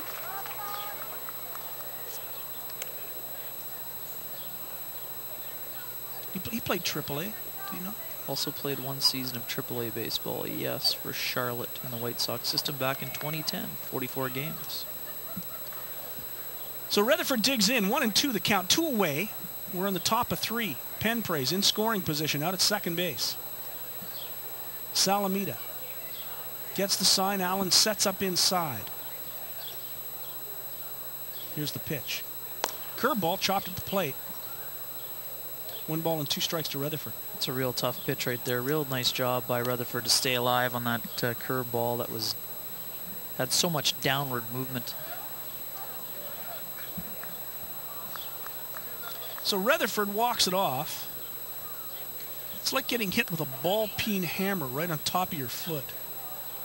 If you ever want to know what that feels like, give it a try one day. We do not suggest to do this at home. No. Real good pitch, and again, just off the top of the shin, maybe almost. Ow. It really hurts. 1 2 to Rutherford. Salamita, and timeout's called.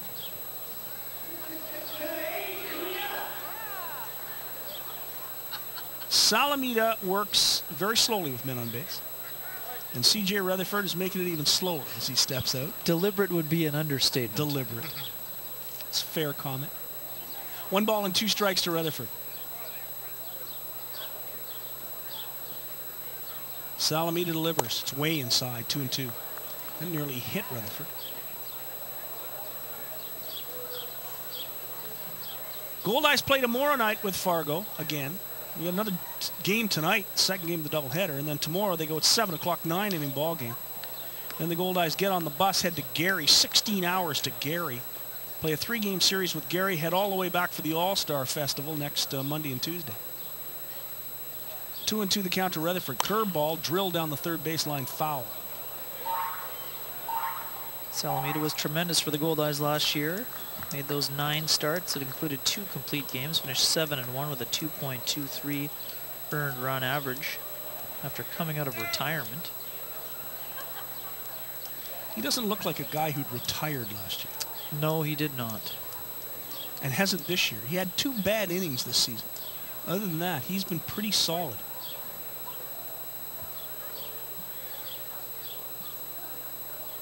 Two and 2 the count. And Rutherford steps out. Now it's a battle of wills. Who can be slower, Rutherford or Salamita?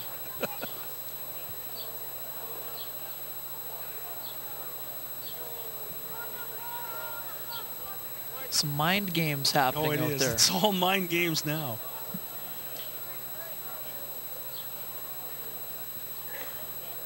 Penpraise big lead at second base. Salamita checks the runner. Here's the pitch. That's on the corner for strike 3. No question about that one. Rutherford's having a conversation, and a rather heated one. But there was no doubt about that one. It was a great pitch by Salamita. It's the second straight strikeout. Bucky Burgow, the third base coach, is trying to get between Rutherford and home plate umpire Nick Gonzalez as they continue the discussion, but it's strike 3, and the Goldeyes are out of the inning. No runs on a hit, no errors. 1 man left, just tossed him. And Rutherford has been tossed. C.J. Rutherford is out of the ball game. Here comes Doug Simonuk, and the fireworks are going to start. Nick Gonzalez wouldn't take it any longer, and he tossed Rutherford. Well, he didn't like the bat throw there, and I was surprised that he didn't throw him out a little bit sooner, but then when the bat throw happened, that's when the home plate umpire said he had seen enough. And I was going to say, you cannot have this constant badgering. And he just threw Simonuk. Every They're both gone. Rutherford and Simonuk are both out of the ball game, and now Doug's going to get his 2 cents worth in. If you allow this constant bickering to happen after every bat, you're going to have it the whole game. So I think the home plate umpire needed to take charge in that situation. We're going to go to the break. It's the Winnipeg Goldeyes 5, the Fargo-Moorhead RedHawks 2. This is Safeway Goldeyes baseball, and we'll be back with Doug Simonuk still yelling at Nick Gonzalez after this.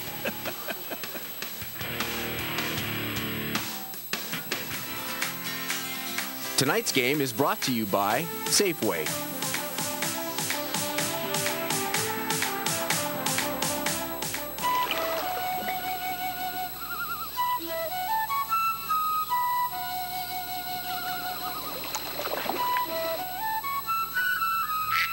Ready for summer? If you have a cottage or cabin, Shaw Direct has your family's entertainment covered. Get Shaw Direct Satellite TV for your home away from home and receive your first month free. 2 free movies plus a free HD PVR rental for 2 years. Got a cottage or cabin? Get Shaw Direct Satellite TV today. Chiropractors in Manitoba are passionate about the services they provide. Over the years, they develop health and wellness programs for the public that provide preventative approaches to avoiding pain and improving daily performance. One of those programs, a program we do right here at the ballpark every night, Straighten Up Manitoba, will help improve posture, stabilize core muscle groups, enhance health, and prevent problems with your spine. Complete the exercises when you have 3 free minutes anytime during your day. A message from the Manitoba Chiropractors. So let's have a peek at that pitch that resulted in the fireworks. We'll see the pitch first. Looked to me like a real good curveball. Oh, it was. Well, I guess you might have thought it was in. Real nice job of framing by Allen. That may have been inside, but the height was perfect. Rutherford obviously thought it was inside. And here's Simeon. He gets right in the grill of the home plate umpire.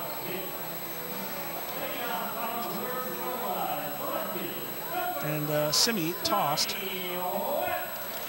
So Doug Simonek and C.J. Rutherford gone. We'll check out the way the defense is set up, moving into second base. So Travis Higgs has to come into the game, but who's going where is what we need to determine here. Is Anthony Cascaden at second base? It looks like number 4. Cascaden has moved from left field to second base.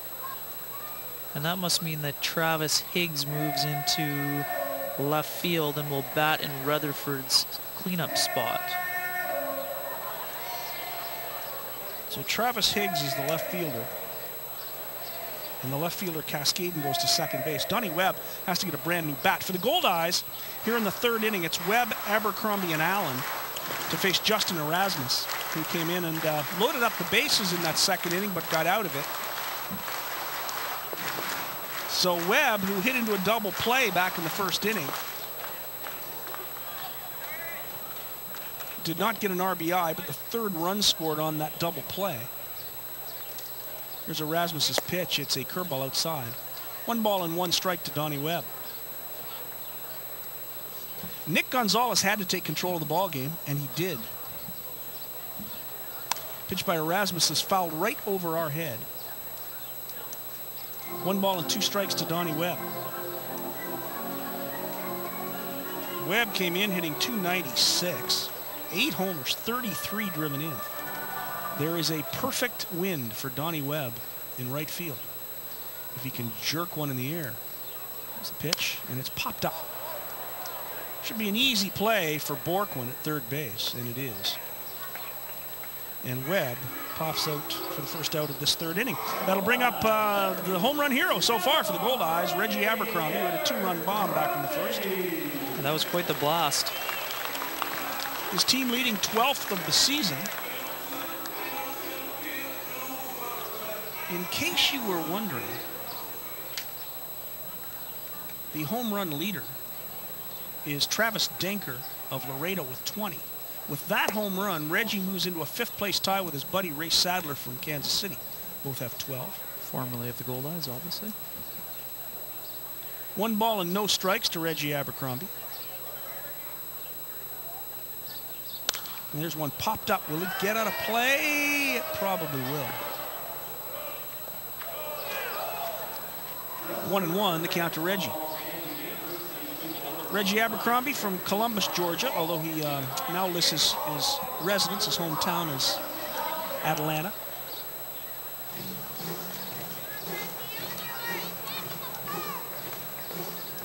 Five runs on 7 hits for the Goldeyes, 2 runs on 3 hits for the RedHawks. We're in the bottom of the 3rd inning of a 7-inning ball game. Pitch by Erasmus, slow curveball inside, 2 balls and 1 strike to Reggie. Did you get the scouting report? Did Reggie's mother enjoy her visit? Yes, she did. I had a nice conversation with Reggie's mom. Flying back to Columbus late last week before the guys went on the road trip. And there's one fouled off again, 2-2. She had a great time, she said. And Reggie played pretty well while she was here.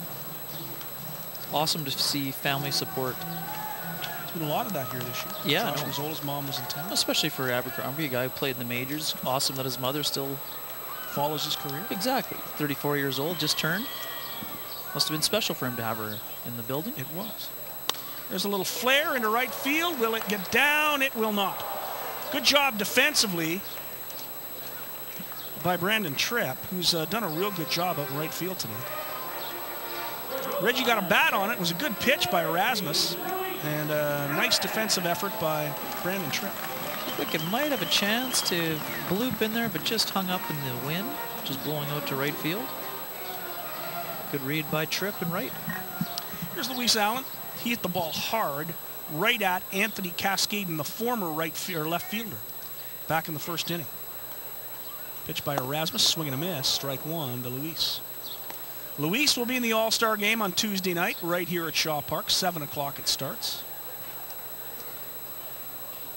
Cascaden is one of those super utility kind of guys. Scott, 24-year-old, plays second, outfield, even played some shortstop during his career.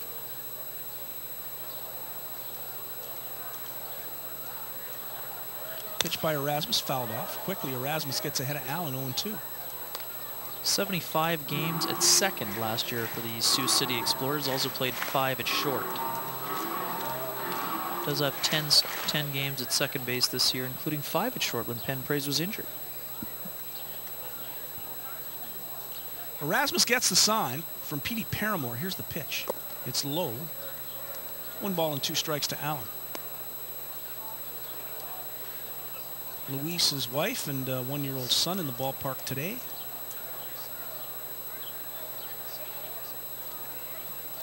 Pitch Luis, ground ball to Penn Praise. Oh, it took a big hop. Good job by Penn Praise. He fires to first. Nice job by Zach Penn Praise at shortstop. And they get Luis Allen. 3 up, 3 downs for Erasmus here in the 3rd inning. Nothing across for Winnipeg. We'll go to the top of the 4th. It's the Winnipeg Goldeyes 5, the Fargo-Moorhead RedHawks 2. This is Safeway Goldeyes Baseball live on Shaw TV.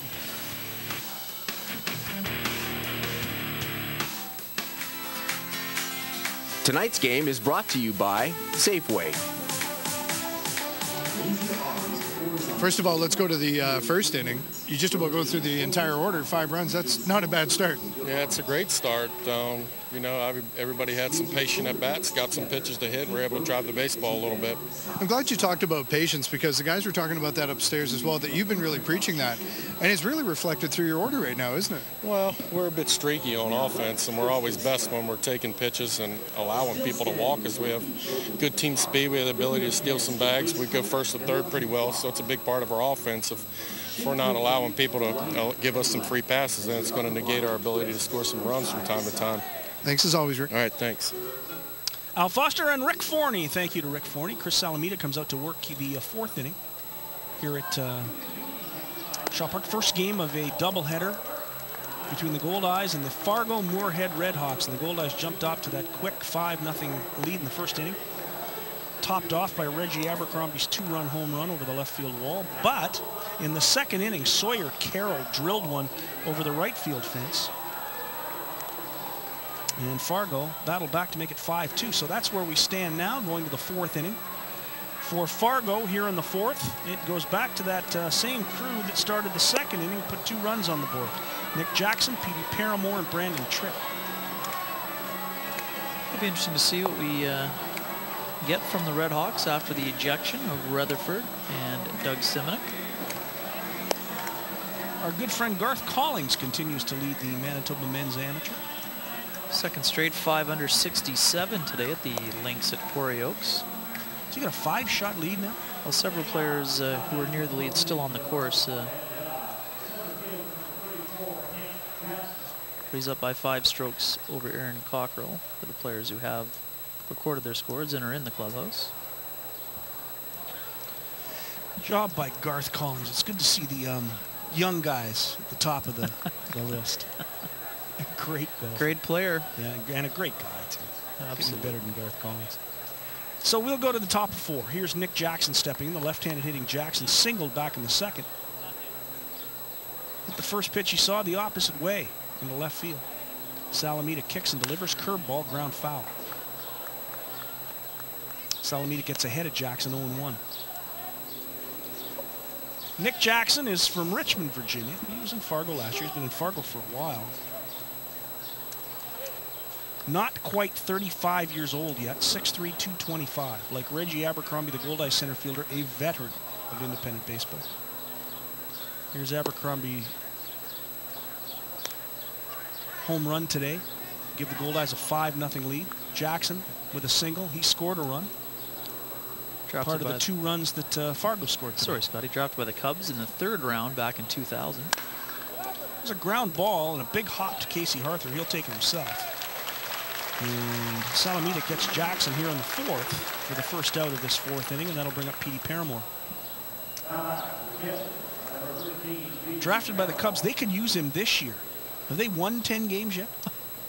Come on, they're ahead of scheduled pace, I thought, the Cubs this year. Sure.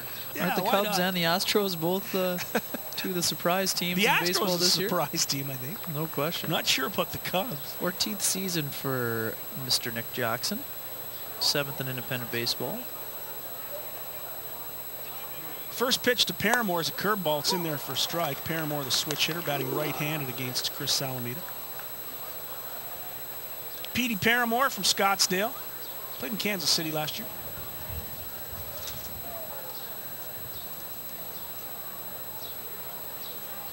Salamita from Watervliet, New York. Fastball is drilled a country mile, but foul.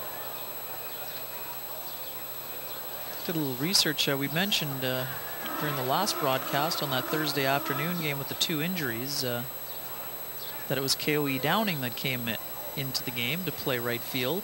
Chris Salamita was not feeling well. He was a bit under the weather. That's why K.O.E. Downing jumped to the top of the list. Good to know that Chris Salamita is still considered right up there. That was what Downing. That was Downing's reaction, by the way. Pitch to Paramore is not a strike. Oh, Salamita thought that was strike 3. So did Luis Allen. He was going to throw the ball down to third base with Jake Blackwood. But watch at the end of this. Allen apologizes to the umpire. This is not questioning the call. Whoa. Though it did look very... That's a built-high fastball. Wow. 1-2 the count. Big curve fouled off. The pitch before that was a better pitch to hit than the curveball that Paramore just fouled off. Maybe we understand why C.J. Rutherford got upset. Wow. Oh, look at this move. One ball and look 2 at this strikes. move by the fan, giving it to the young lad. Yeah, that's terrific. Good job. Souvenir for the youngster. 1-2 the count to Paramore. Salamita kicks, delivers. Swing and a miss. He struck him out. What a great pitch by Chris Salamita. That fooled Paramore. And that's the 2nd out of this 4th inning. 5th strikeout of the game for Chris Salamita. And it will bring up Brandon Tripp. If the name is familiar to you, Brandon Tripp played in St. Paul.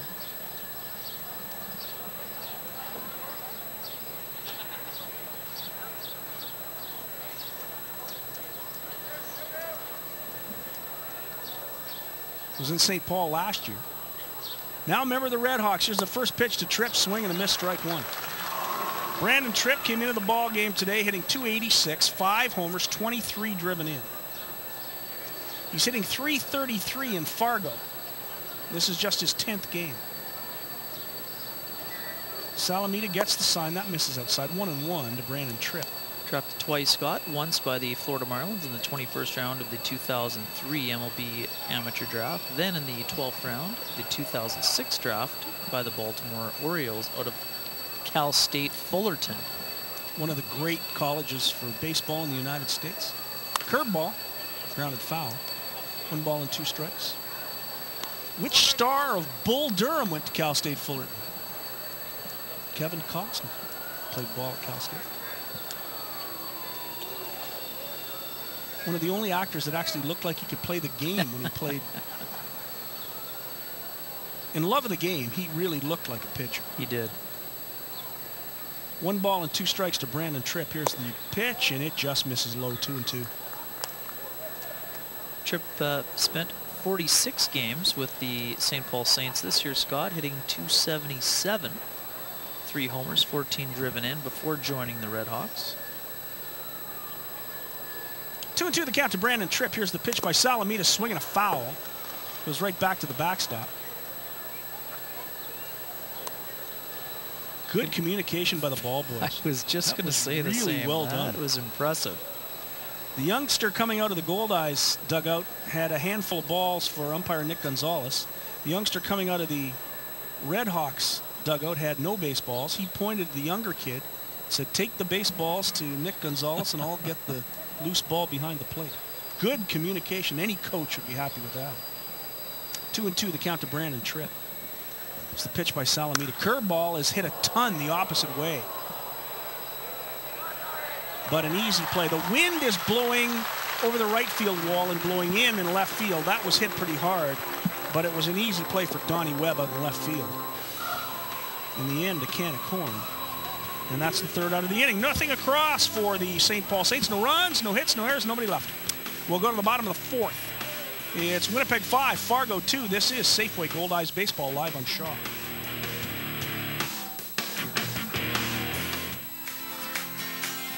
Tonight's game is brought to you by Safeway.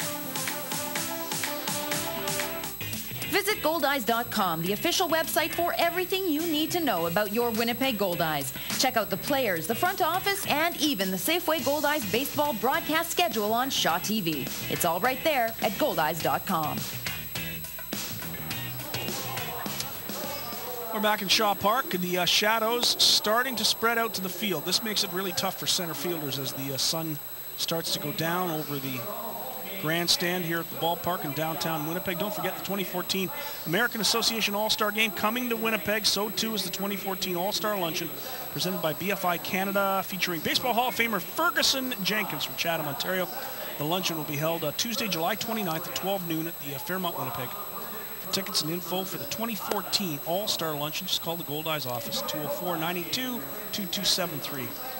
Nice little wave from that fan there. Yeah. There's a Forney, Rebecca Forney, Rick Forney's daughter. Every day with her lacrosse stick out at the ballpark. Indeed. Jenkins, one of the great Chicago Cubs. One of the greatest Canadian baseball players of all time. Who was the greatest? Larry Walker, Ferguson Jenkins?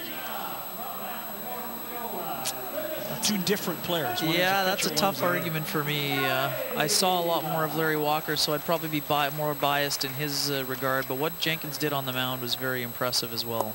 Swing and a miss. First pitch to Jordan Guida. It's Guida, Brock Bond, and Josh Mazzola to face Justin Erasmus, who's working into his third inning. So how's that for staying right on the fence for you there? At least you admitted that you saw more of Larry Walker. I'd have to admit that I saw a lot of both of them.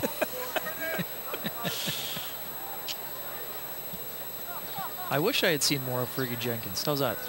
Well, he was something. So Erasmus's pitch, just high.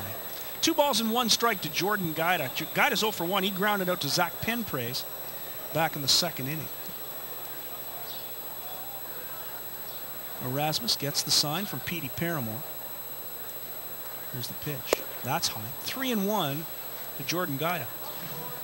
The Goldeyes will flip it over, go to the top of the order. Brock Bond is in the on-deck circle. He'll be followed by Josh Mazzola, then Tyler Kuhn if the Goldeyes can extend the inning. Swing and a miss. 3-2 now, the count to Guida. How about those neon cleats Guida's got going there? You can see him in the dark. Bright. They are glow in the dark cleats, yes. Good fashion statement. Full count to Guida. Here's the pitch. That's in there for strike 3. No doubt about that one. Guida called out on strikes. That's the first strikeout for Erasmus. And here comes Brock Bond.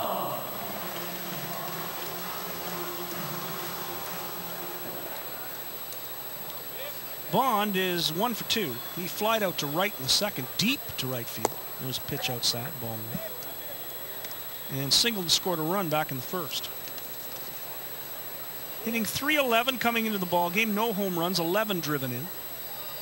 Erasmus kicks, delivers. That misses. 2 balls and no strikes to Brock Bond. Bond sizzling of late. Scott 8 for 21 with 4 runs scored in the 5 games leading into this one. Pitch by Erasmus is high, and Bond works the count to 3-0. 306 over his past 10 games.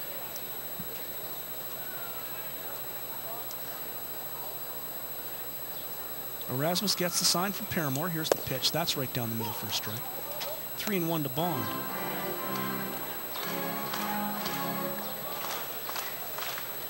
Bond's 5'10", 185, 28 years old. Pitch is high, and he works the walk.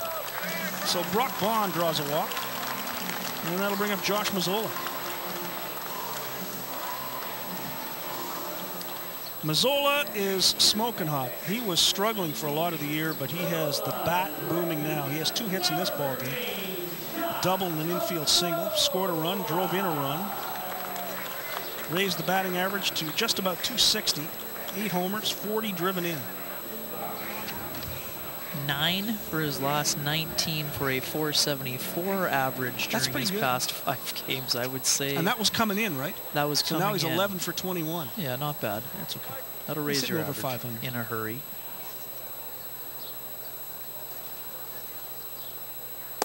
Pitch by Erasmus is in there for strike 1.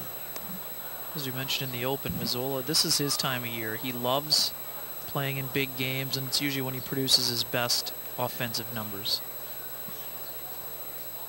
Bond, good lead at first base. Here's Erasmus's pitch, and there's a shot into the gap.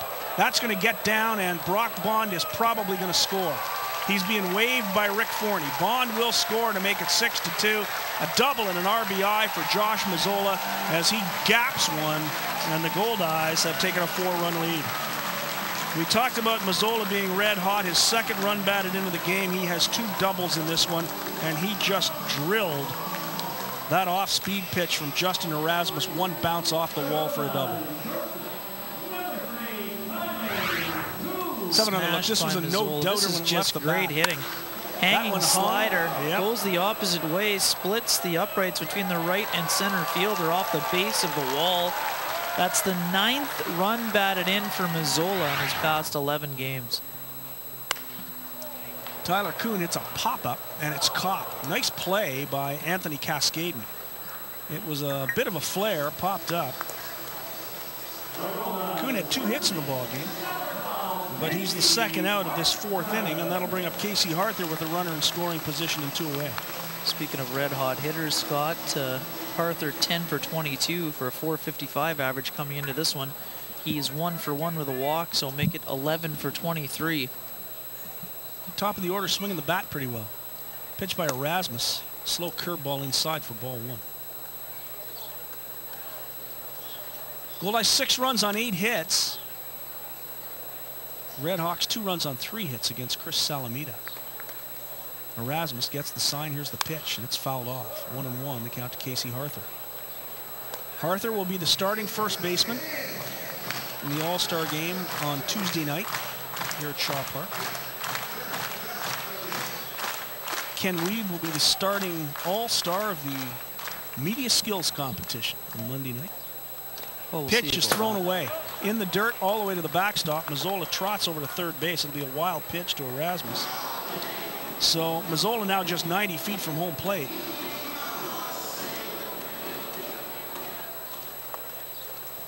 It was nice to get on the field, throw the ball around a bit. It was fun today, wasn't it? Neither team taking batting practice.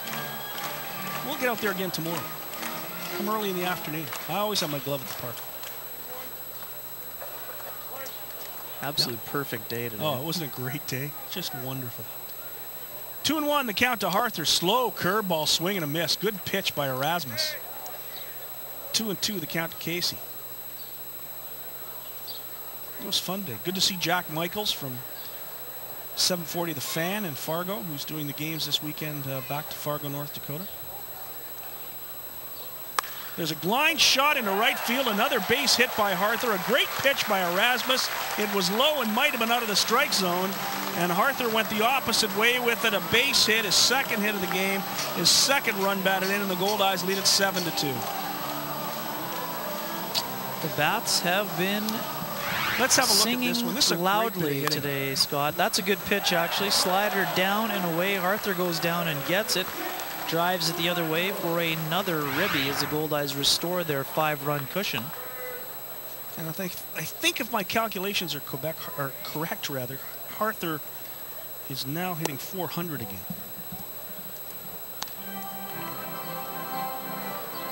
He's 12 for 24 in his last 24 at-bats. Here's Jake Blackwood with a runner at first, 2 away.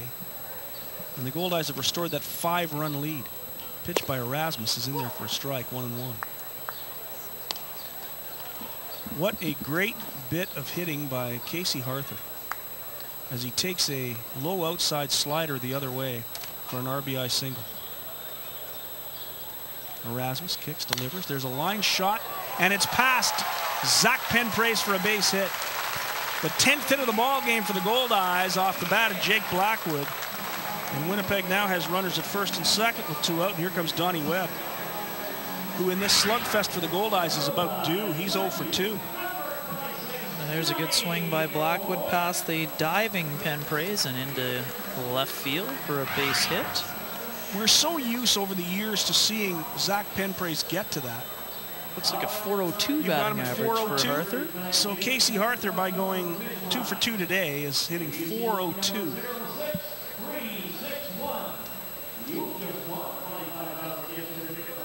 So here's Donnie Webb as pitching coach Freddie Flores comes out to have a conversation with Justin Erasmus. We're in the 4th inning. Erasmus is working into his 3rd. That was a good diving effort. Started. He lasted only 1 inning. Penpraise. It looked like it went under his glove. It did. Looked like he got there in time. It just couldn't quite squeeze it. We're so used, as we said, to seeing Penpraise make those plays over the years. The crowd slowly starting to fill up the ballpark. More and more people arriving here at Shaw Park in downtown Winnipeg on an absolutely perfect night for baseball. It is gorgeous in this park.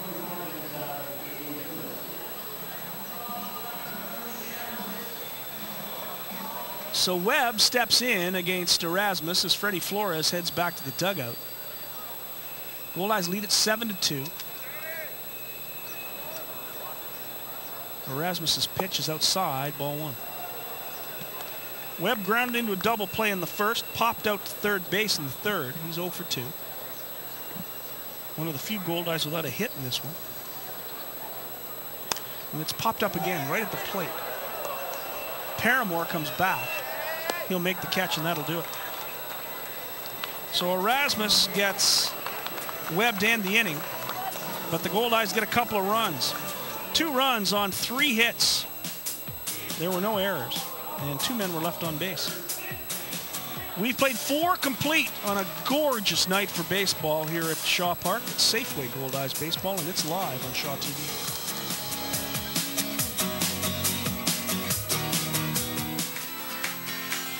Tonight's game is brought to you by Safeway. Goldeyes Home Run Gang membership. For more information, call 982-BASE.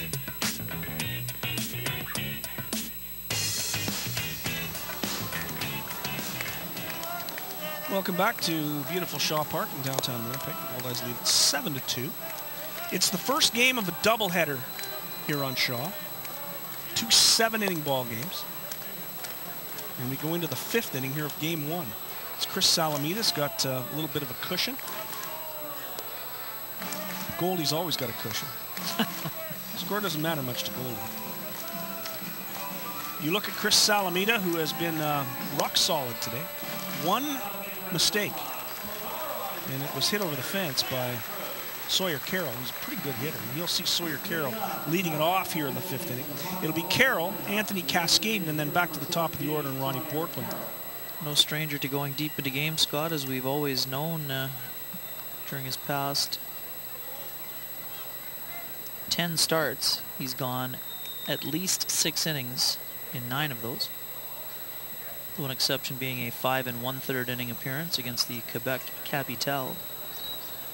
Coming off that 8 1/3 inning appearance against Gary, also went 6, 6, and 8 in his past 4 starts overall.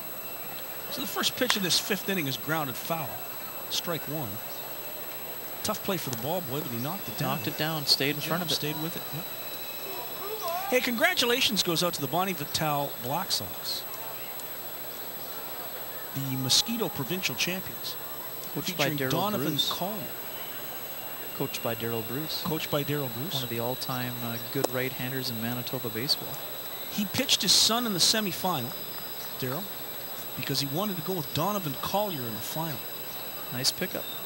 Great pickup for Bonnie Vital. Player of the game in the final. So congratulations to the Bonnie Vital Mosquitoes, provincial champs. And congrats to Andrew Collier, the general manager of the Goldeyes, whose son had an outstanding championship game. Ran into Darryl on the way into the ballpark yesterday. I had a great chat with him. I go back with him. We played against him back in the day. Yeah, good for Darryl. Him and Andrew Halpany made up one of the, a very good battery, I think, at one point in Manitoba baseball. They were tough to face. I didn't think anybody was tough for you to face. There's one fouled off. 1 ball and 2 strikes. Not true. We heard all about what you did on Friday at the batting cages. Yeah. Ripping them at rookies. The home run, that's a nice facility, the old home run. It is. Home run sports facility there. Very impressed.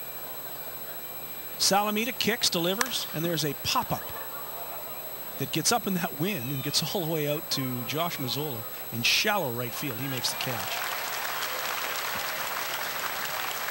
Mazzola had to come in and come in and come in as the wind has kind of died down. It's still kind of blowing across the outfield and toward the Canadian Museum for Human Rights.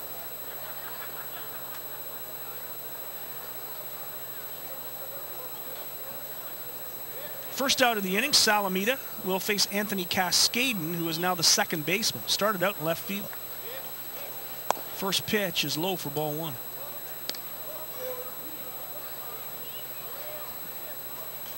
Ronnie Borkwin in the on-deck circle, the left-handed hitting third baseman. There's a line shot in the left field. It'll drop for a base hit. Solid single to left for Cascaden. Puts a runner at first with 1 away and brings up Borkwin. Borkwin red hot coming into this one, Scott. 5 of his last 12 for a .417 batting average. Hottest hitter for the RedHawks coming into this contest. Borkwin hitting .272 coming in today. He's 1 for 2. So that average will go up a couple of points. He has 12 homers, 39 driven in. Runner at first, 1 out. Goldeyes at double play depth for Borkwin. Here's the first pitch, and it's a fly ball in the left field. Donnie Webb comes in on it, makes the catch. 1 pitch, 2nd out. As Borkwin flies out to Donnie Webb out in left field, and that brings up Zach Penpraise. The one thing that Chris Salamita is well aware of is, despite the fact this team has not played well, this Fargo club, there are people in this order who can get hot at any time without notice. And you can't let up against this order. Oh, we saw it against St. Paul. Yeah, exactly. The blown lead early in the series during that last homestand. First pitch to Penpraise is in there for strike 1.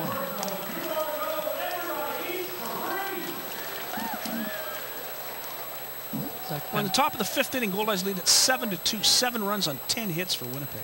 Penpraise the pancake batter today. The pancake batter was nearly hit there. 1-1 the count.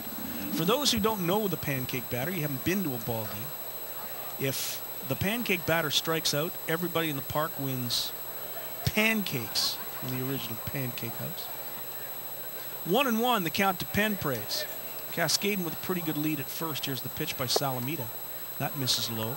2 balls and 1 strike. Penpraise today is 0 for 2. He fouled out to the first baseman Casey Harther back in the first, and then was out on a fielder's choice after a great play by Brock Bond at second base. Salamita kicks, delivers, and there's one popped up foul. 2-2 the count. Goes even to Zach Penpraise.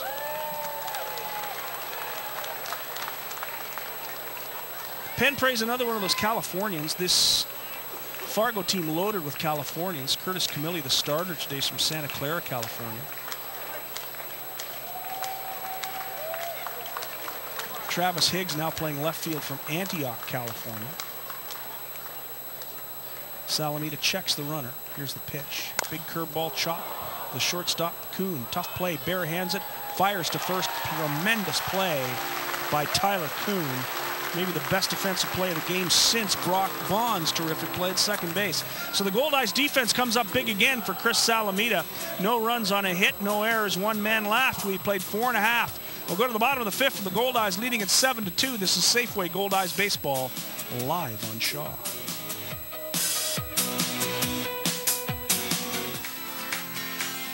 Tonight's game is brought to you by Safeway. When it comes to sports, we all like to watch the Jets and Blue Bombers, but there are many of you who also like to follow university, high school, even semi-pro sports. From high school volleyball and basketball championships, Bison athletics, even Goldeyes baseball, we're happy to bring you the best and most comprehensive sports coverage at the community level. Why? Because we know it matters to you.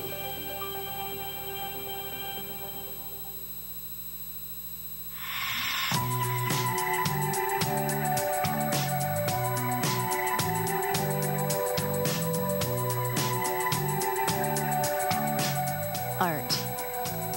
Pure and simple. Welcome back to Shaw Park. Youngster enjoying the great weather and a Goldeyes lead.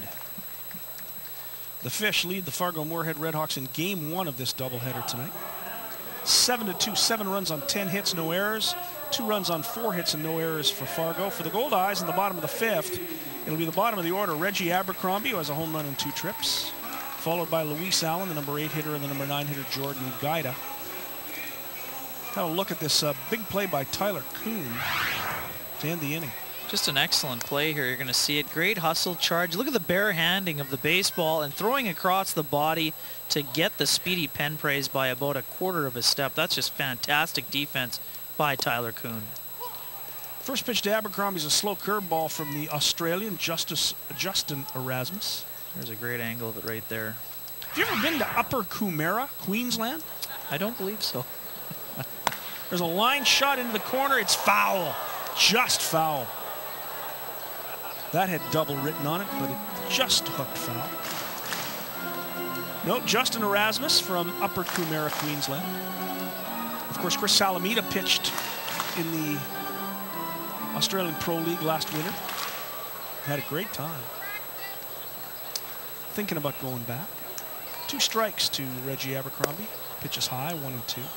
Abercrombie seems to be seeing the ball very well today at the plate. It does. The home run was hit very hard. It was a line shot over the wall. Hanging slider. There's one chopped off the plate, foul. Count remains 1 and 2 to Reggie.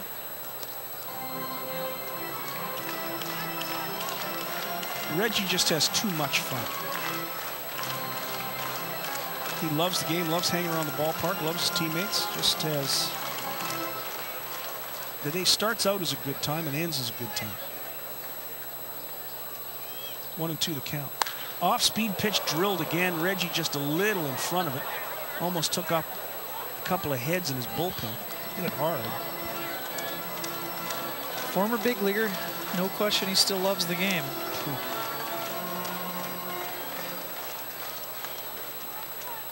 Home run back in the first inning. 2-run shot. Pitch by Erasmus. That's in there for strike 3, and Abercrombie is called out on strikes. Second strikeout for Justin Erasmus. Abercrombie not happy, but there's no sense arguing because Nick Gonzalez has already set the parameters of what it takes to get tossed. And the Goldeyes have no position players on the bench. Joey Downing could always come back. Well, I guess that's true. In this case, you could keep Salamita in the game. Remove the designated hitter, I guess. So here's Luis Allen. Erasmus's first pitch, and it's a fly ball. Nick Jackson comes over from center field, calls for it, makes the catch. So 1 pitch out for Erasmus as Allen flies out to center fielder Nick Jackson. And here comes the DH, number 9 hitter Jordan Gaida. Gaida's 0 for 2. Grounded up short, struck out looking. And 2 trips to the plate. We're in the bottom of 5 here in the first game. 7-inning affair, both games. 7-inning games. Pitched by Erasmus, and it's a fly ball to center field. On comes Nick Jackson. And he makes the catch, and that does it for the Goldeyes in the 5th, and 2 quick outs to end the inning. Nothing across for Winnipeg in the 5th inning. And we've played 5 complete. It's the Goldeyes 7, the Fargo-Moorhead RedHawks 2. Scott Taylor, Ken Wiebe, Al Foster. And the camera stylings of Dave Neufeld out in center field. Safeway Goldeyes baseball, it's live on Shaw TV.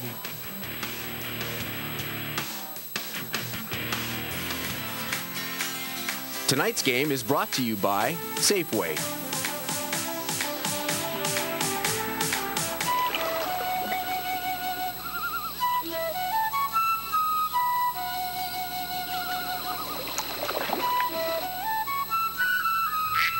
Ready for summer? If you have a cottage or cabin, Shaw Direct has your family's entertainment covered. Get Shaw Direct satellite TV for your home away from home and receive your first month free. 2 free movies plus a free HD PVR rental for 2 years. Got a cottage or cabin? Get Shaw Direct satellite TV today. Slide of the game, or at least Kenny Wiebe's slide of the game, brought to you by Manitoba Public Insurance. Kenneth, tell us, what did you choose as the slide of the game? Not a lot of action on the bases, but we got this excellent defensive effort. Brock Bond with the flip, the slide, and the backhand flip to shortstop Tyler Kuhn. Here's a great look at it right here. Looks like a sure base hit. Bond with the diving stab, and look at the backhand flip out of the glove to get the lead runner. Penpraise nearly doubled up at first. That defensive slide of the game by Brock Bond is our Manitoba Public Insurance slide of the game. There, you did my job. Slide of the game brought to you by Manitoba Public Insurance. We've done it twice. They should be happy. We'll go to the top of the 6th inning. It'll be Eric Castro, C.J. Rutherford, who has been thrown out, so Travis Higgs will bat in his spot, and then Nick Jackson will be the 3rd hitter of the inning. Castro, Higgs, and Jackson to face Chris Salamita.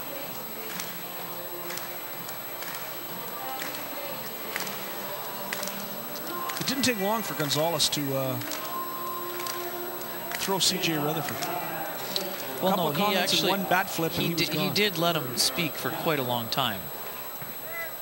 I think he had to restore order. But the second the bat flip was made, that was the end. Well, was it? Yeah, that's part of the clause. The equipment damage of the equipment, or not honoring the equipment that often leads to the ejection. Here's the first pitch to Castro. It's in there for strike 1. And again, Eric Castro wasn't very happy when he struck out back in the 3rd inning. And that, I think, was why I said he had to. You can't have everybody arguing balls and strikes, or you're going to have a 3.5-hour, 7-inning game. Without order, there is chaos. Thank you very much for that. 2 strikes to Castro.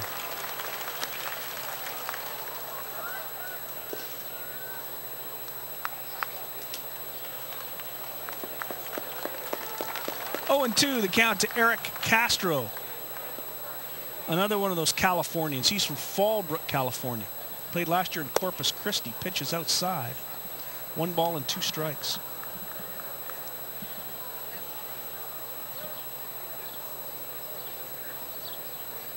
Goldeyes play Castro straight away at every position. Even Reggie Abercrombie plays Castro a little bit deeper than normal. Salamita delivers. Swing and a miss. And it was a foul tip, and Luis Allen couldn't hang on to it. So Castro swings, foul tips it, and lives to there's the sunlight swing factor again. right And the there. sunlight nearly, it hit Salamita in the cap. And it's very hard to see out there. Real good curveball right there. Allen can't squeeze it, but watch on the toss back. He loses it in the sun. Took it on the bill of the Goldeyes hat. 1 ball and 2 strikes to Castro. Salamita delivers. Curveball is grounded to Brock Bond. Be an easy play for Bond. And that's the first out of this 6th inning. And it brings up Travis Higgs, his first time at bat. He replaced C.J. Rutherford.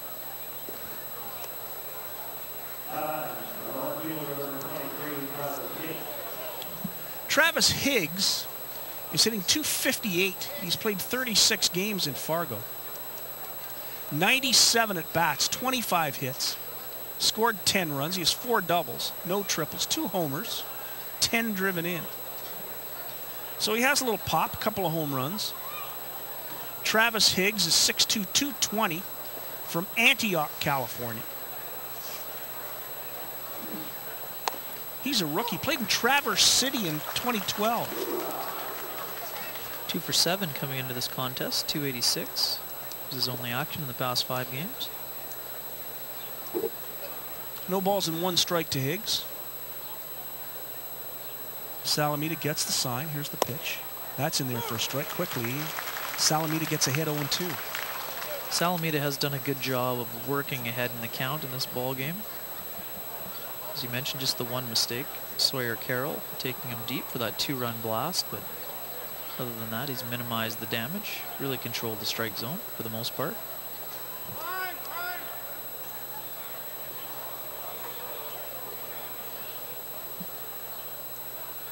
Travis Higgs calls timeout. Steps out. Battle of wits. Here's Salamita's pitch. Swing and a miss. He struck him out. Chris Salamita picks up strikeout number 6 in the ball game. Another good sharp breaking ball. Actually, it might have been a fastball, 2-seamer. Good late movement on it. Up and away, got him swinging. So 2 away here in the 6th inning. And that brings up the center fielder, Nick Jackson. Jackson's 1 for 2. He singled the opposite way back in the 2nd inning and grounded out to first base in the 4th. Pitch is low, ball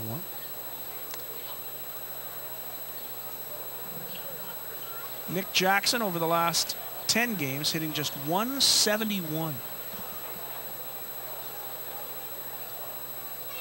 Curveball. Swing and a miss. 1-1. Jackson tried to hold up and couldn't.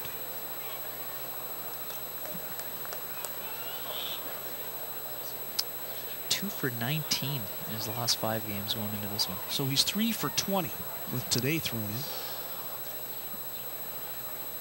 Salamita, it's in there for a strike. Jackson tried to step out. He didn't get timeout.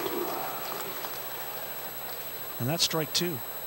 Again, we talked about it earlier. Nick Jackson was one of the best players in independent baseball for a long time. He just has been a shadow of himself.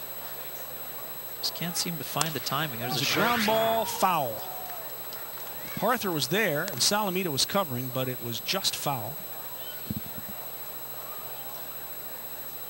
Count remains 1-2. But again, if you're Doug Semenuk, you have to hope that Nick Jackson will find his form down the stretch drive. If they have any chance of making a run here in the last 6 or 7 weeks, Nick Jackson and Nick Penpraise, those are the guys that have to drive the bus, if you will. 1-2 the count to Jackson. Salamita kicks, delivers, misses outside. Talking about driving the bus, now the last time Fargo came to town, a couple of players didn't get into the country right away and had real problems at the border. This time, Jack Michaels, the radio announcer, tells me it took 17 minutes. Yeah, a little smoother. It was easy, smooth. Just depends on the day, I guess. 2-2. Count to Jackson. Here's the pitch. Curveball is a fly ball to Donnie Webb. Can of corn for Webb, and that ends the 6th inning. Nothing across for Fargo in the 6th. We'll go to the bottom of the 6th inning. The Goldeyes will go back to the top of the order, and Brock Bond will lead it off. It's Winnipeg 7, Fargo 2. We're in game 1 of a doubleheader on Safeway Goldeyes Baseball, and we're right here on Shaw TV.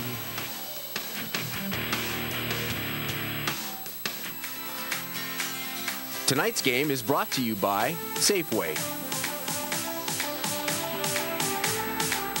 The McDonald's Winnipeg Goldeyes Summer Skills Camp will take place at Shaw Park on Monday, July 28th. Kids ages 8 to 13 can learn baseball skills from members of the Goldeyes during this 3-hour camp. For more information and to sign up, visit goldeyes.com.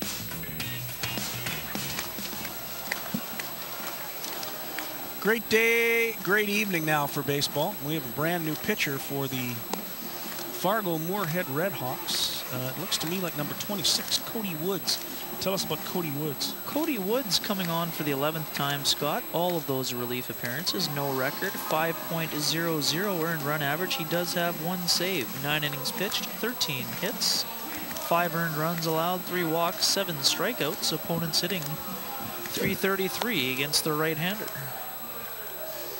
Cody Woods is a big fella. He stands 6'2", 200 pounds, from Murfreesboro, Tennessee. Played in Colorado Springs last year. 26 years old. So Cody Woods comes in to pitch the bottom of the 6th inning.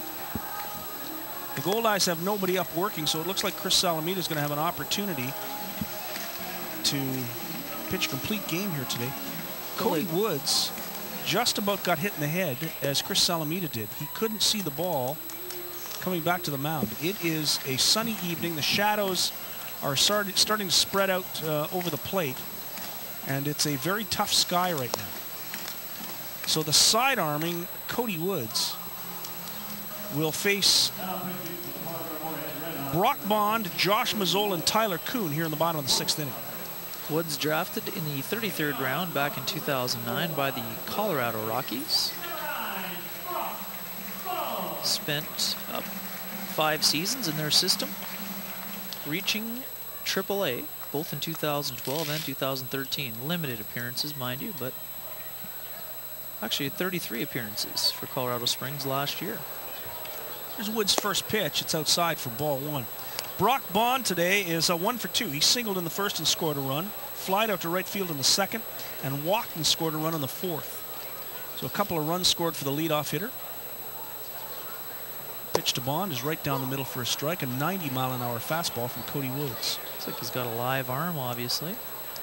3-3 record last year, but a 7.15 earned run average. Wow. Back in 2012, though, with Tulsa in AA, a .76 earned run average. There's a ground ball to the second baseman, Cascaden. He handles it, fires to first, and Brock Bond is out. First out of the 6th inning, it'll bring up Josh Mazzola, who's had a whale of a ball game. A double in the 1st and an RBI. Eventually scored a run. Infield single in the 2nd, and then a double and an RBI and a run scored in the 4th. So 3 for 3 for Mazzola with 2 runs scored and 2 driven in. Boy, Rick Forney would love it if Josh Mazzola just heated up for the month of August. Yeah, and he has been heating up in July. See if we can carry that over through the rest of the month and down the stretch drive. Swing and a foul tip, strike 1 to Mazzola. 87-mile-an-hour fastball from Cody Woods. Again, he had another one of those sun balls. Just about hit him there. On the toss back from the catcher. 1 out, nobody on. We're in the bottom of the 6th inning. This is a 7-inning ball game. It's a pitch by Woods, and there's a ground ball and a great play at third base by Berkwin. Good throw, nice stretch at first base by Castro, and Mazzola is robbed of his 4th hit in this ball game. A great play by Berkwin at third base.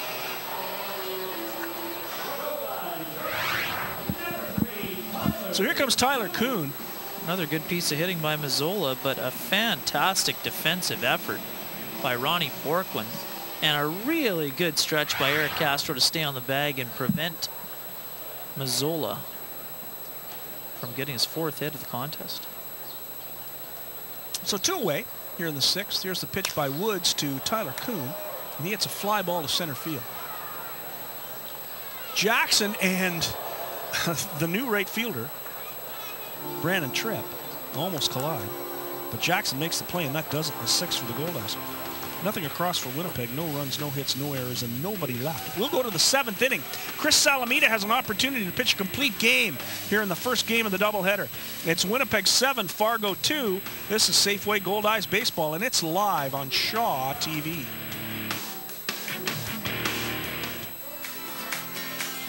Tonight's game is brought to you by Safeway. Recycle Everywhere presents the 2014 All-Star Game Skills Competition on Monday, July 28th at Shaw Park. The best of the American Association will go head-to-head in a battle to determine the most skilled player in the league, and it will all culminate with the Home Run Derby. That's Monday night, July 28th at Shaw Park, the Recycle Everywhere Skills Competition. For tickets and information, call the Goldeyes office at 204-982-2273. Welcome back. There's the Canadian Museum for Human Rights, which is right over the right field wall here at Shaw Park. And there's Mrs. Louise Allen. Tired youngster right there. And a tired youngster. Not quite one yet. So for Fargo here in the top of the 7th inning, it'll be Petey Paramore, Brandon Tripp, and Sawyer Carroll. Sawyer Carroll has a 2-run home run in this ballgame. They'll be facing Chris Salamita. There is nobody up throwing, so this is Salamita's ballgame right now as far as Rick Forney is concerned. Salamita came in with a 3-3 record and a 3.79 ERA. He's had a couple of ball games he should have won. Was not the pitcher of record. But 5 no decisions this year. 5 no decisions. And in several of those, he didn't get a lot of run support. But today, he's going to get a chance to win this one in complete game fashion. Here's Paramore. He's 0 for 2. He fouled out to Josh Mazzola, went the opposite way, and then struck out in the 4th inning. First pitch off speed in there for a strike. 1 strike to Paramore.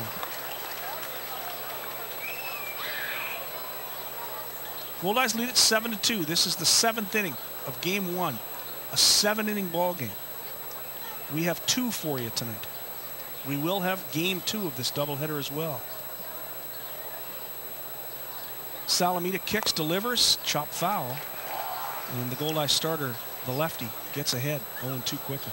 Paramore's done a nice job offensively for the RedHawks, but at times when the RedHawks pitching staff has struggled, they've missed Todd Jennings at times. I think the veteran receiver doesn't put up the same kind of offensive numbers, but he really does a nice job of handling the pitching staff. 0-2 the count to Paramore. Salamita gets the sign from Allen, who sets up inside. It's high, 1-2. Brandon Tripp, left-handed hitter, steps into the on-deck circle.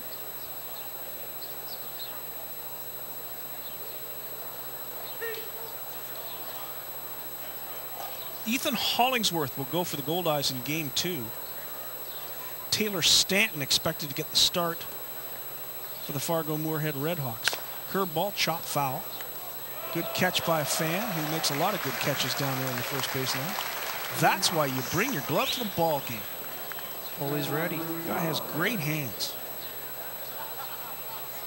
And the youngster's going to get herself a ball. Whoops. 1 ball and 2 strikes to Paramore. The first hitter here of the 7th inning.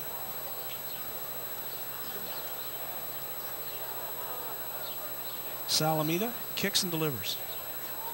It's popped up. Casey Harther coming over. He gives it up for Luis Allen, and Allen makes the catch in foul territory, and that's the first out of the 7th inning. So Salamita gets Paramore to foul out. That's the second time today Paramore has fouled out in the ballgame. And it'll bring up Brandon Tripp, who is 0 for 2. Tripp struck out in the 2nd, flied out to right field in the 4th.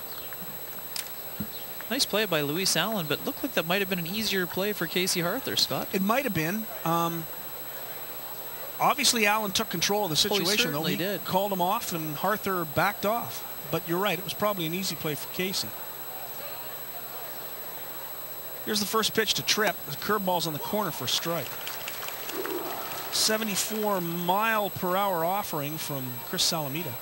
He has mixed up his pitches beautifully today. It's been very, very solid. Salamita delivers, swing and a miss. And quickly, Salamita's ahead 0-2 on Brandon Tripp.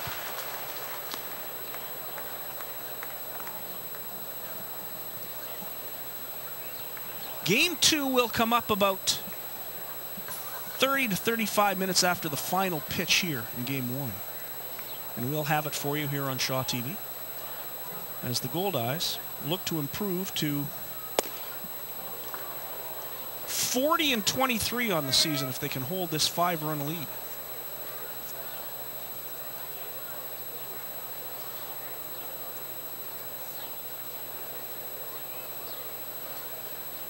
1 ball and 2 strikes to Brandon Tripp. Salamita off-speed pitch hit right at Brock Bond at second. Easy play for Bond. And Salamita, who does what he does best, and that's pitch to contact, has done it in this ball game. A ground out for Tripp. 2 away here in the 7th. It'll bring up Sawyer Carroll. It's been a real tidy performance for Salamita. Had a couple jams pitched out of them, with the exception of that 2-run home run he surrendered. He has been on top of his game here in this first game of the doubleheader. He's made 1 mistake today. His mistake cost him. But it's been a pretty nice effort for Chris Salamita. First pitch is on the corner for a strike, and that's what he's done as well as anybody has done this year, is get ahead of hitters. And quickly he gets a 1-strike count on Sawyer Carroll, who has a 2-run home run in this ball game. And there's one popped up. Back goes Kuhn, and he has called it, and Donnie Webb comes on, but Tyler Kuhn calls everybody off, and that'll do it. That's the ball game. A tremendous performance by Chris Salamita in the 7th. No runs, no hits, no errors, nobody left.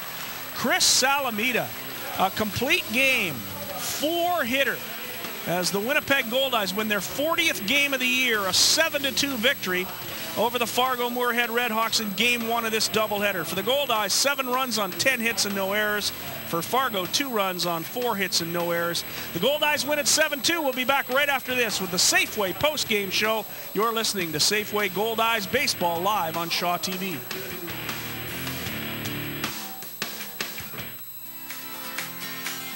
Tonight's game is brought to you by Safeway.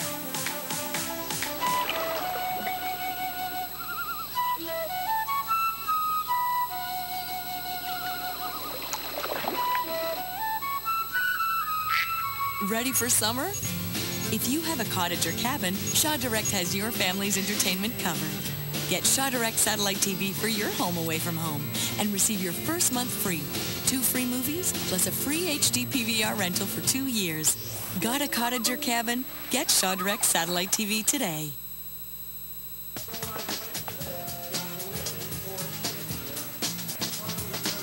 Welcome back to the ballpark, everybody. It's time now for the Safeway post-game show as the Winnipeg Goldeyes win the first game of this doubleheader here at Shaw Park tonight. It's the Goldeyes 7, the Fargo-Moorhead RedHawks 2. And 2 things we talked about before the game. We talked about good pitching and getting runs early in a 7-inning ball game, and the Goldeyes did exactly that. They scored 5 runs in the first inning, and Chris Salamita pitched a bit of a masterpiece, winning it 7-2. Your thoughts, Kenny? Yeah, no question. Pitching was outstanding throughout, and again, Goldeyes put up a 5 spot in the first inning, and then allowed Salamita to take it from there, basically. I think we'll go down to field level now. I think Al Foster has the player of the game. And it's time now for the Shaw Direct player of the game. Get it all while you get away from it all. Shaw Direct, your cottage cable satellite provider. Visit shawdirect.ca for more info. Al Foster, who's our player of the game? Here with Josh Mazzola. Congratulations, first of all, on the win. You guys almost made it look easy tonight. Yeah, we were able to get ahead early in the game and give a cushion to Chris Salamita, who went out, pitched an excellent ball game. We're going to need that the rest of the year out of everybody. I mean, go out, play hard offensively, and have great pitching performances. And talk about the defense tonight, too. That was fun to watch, some of those plays out there. Yeah, definitely. Brock Bond and Tyler Kuhn up the middle, they had some great plays. I know Kuhn with that barehander up the middle was pretty fun to watch, you know, and I think our defense overall is pretty solid this year compared to maybe years past up the middle, and, you know, they really go out and put on a good show. I know you're the ultimate team guy, but let's talk about you for a second. 3 for 4, a couple of ribbies, not bad. Yeah, just getting pitches earlier in the count and not missing them comparatively to earlier in the year. Maybe missing some of the pitches early, and this time maybe hitting them. And we were just talking, too, about, you know, you might be getting a little tired of double headers, but you had an interesting take on that, too. You know, yesterday, I don't know if anyone's seen Bull Durham get that little rain out. You know, it gave us a little bit more energy. We got off that bus a little bit tired yesterday. Had a short turnaround, and I think the rain out was really a blessing in disguise for us, and you know, it really gave us a little bit of energy in our legs and our arms and our bodies to come out and win and go hopefully win another one. All right, well, thank you for your time. Good luck in Game 2. Thank you. Thanks. That's Josh Mazzola, your Shaw Direct player of the game. Gentlemen? Thank you very much, Al Foster, your Shaw Direct Player of the Game. Get it all while you get away from it all. Shaw Direct, your cottage cable satellite provider. Visit shawdirect.ca for more information. It's exactly what we talked about, Kenny Weed. The Goldeyes were a tired ball club when they arrived from Kansas City yesterday, and they got the rain out and looked like they had a lot of energy today, getting 5 runs in the first inning. Yeah, and one player didn't look tired. Chris Salamita, outstanding, really economical today. 99 pitches, 70 of which came for strikes. He was very dominant in getting the complete game effort, and the Goldeyes bats really picked them up with that big 5 spot in the first inning. Well, we've been told 7:45 is going to be the start of game 2. 7:45, just so everybody down the line knows that. But first of all, tonight's play of the game, brought to you by Shaw. Take your favorite shows on the go with Shaw Go apps. Kenny, what's your play of the game? In the bottom of the first inning, Reggie Abercrombie steps to the plate. Already 3-0 for the Goldeyes. 4 hits on the board. Hanging slider, and Reggie Abercrombie drills a 2-run homer for his 12th big fly of the season to cap a 5-run inning that featured 5 Goldeyes hits. They never looked back as they cruised to a 7-2 victory over the Fargo-Moorhead RedHawks. Reggie Abercrombie, the star of our play of the game tonight. And the play of the game is brought to you by Shaw. Take your favorite shows on the go with Shaw Go apps. So the Goldeyes win game 1 of the doubleheader, 7-2 over the Fargo-Moorhead RedHawks. Reggie Abercrombie with the 2-run homer. Chris Salamita with the tremendous 4-hitter to get his 4th win of the year, and the Goldeyes' 40th win of the season as they take a 3.5 game lead over the St. Paul Saints in the race for first in the American Association's North Division. On behalf of Kenny Weeb, I'm Scott Taylor. We're going to come back with game 2 pretty soon, but first I'm going to throw it down to Al Foster. Tell us, Al, what's going to happen over the next 40 minutes. What's going to happen is we're going to be back here at 7:45 for game 2 in this doubleheader. Thank you to that young gentleman right there. And of course, thank you to you, dear viewers. If you are following us on social media, don't forget, we are on Twitter and Facebook. Just search out Shaw TV Winnipeg. On behalf of our entire crew, I'm Al Foster saying thank you so much for watching. We'll see you back here in about half an hour.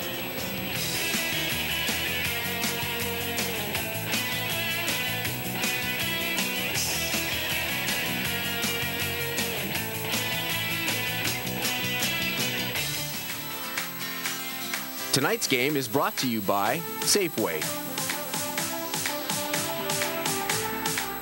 At Shaw TV, we are proud to bring you live events, and we value your comments. Call the Shaw TV viewer response line now, 204-480-3500, or email us, shawtvwinnipeg@shaw.ca, and let us know how we're doing. Or find us on Facebook and Twitter at Shaw TV Winnipeg.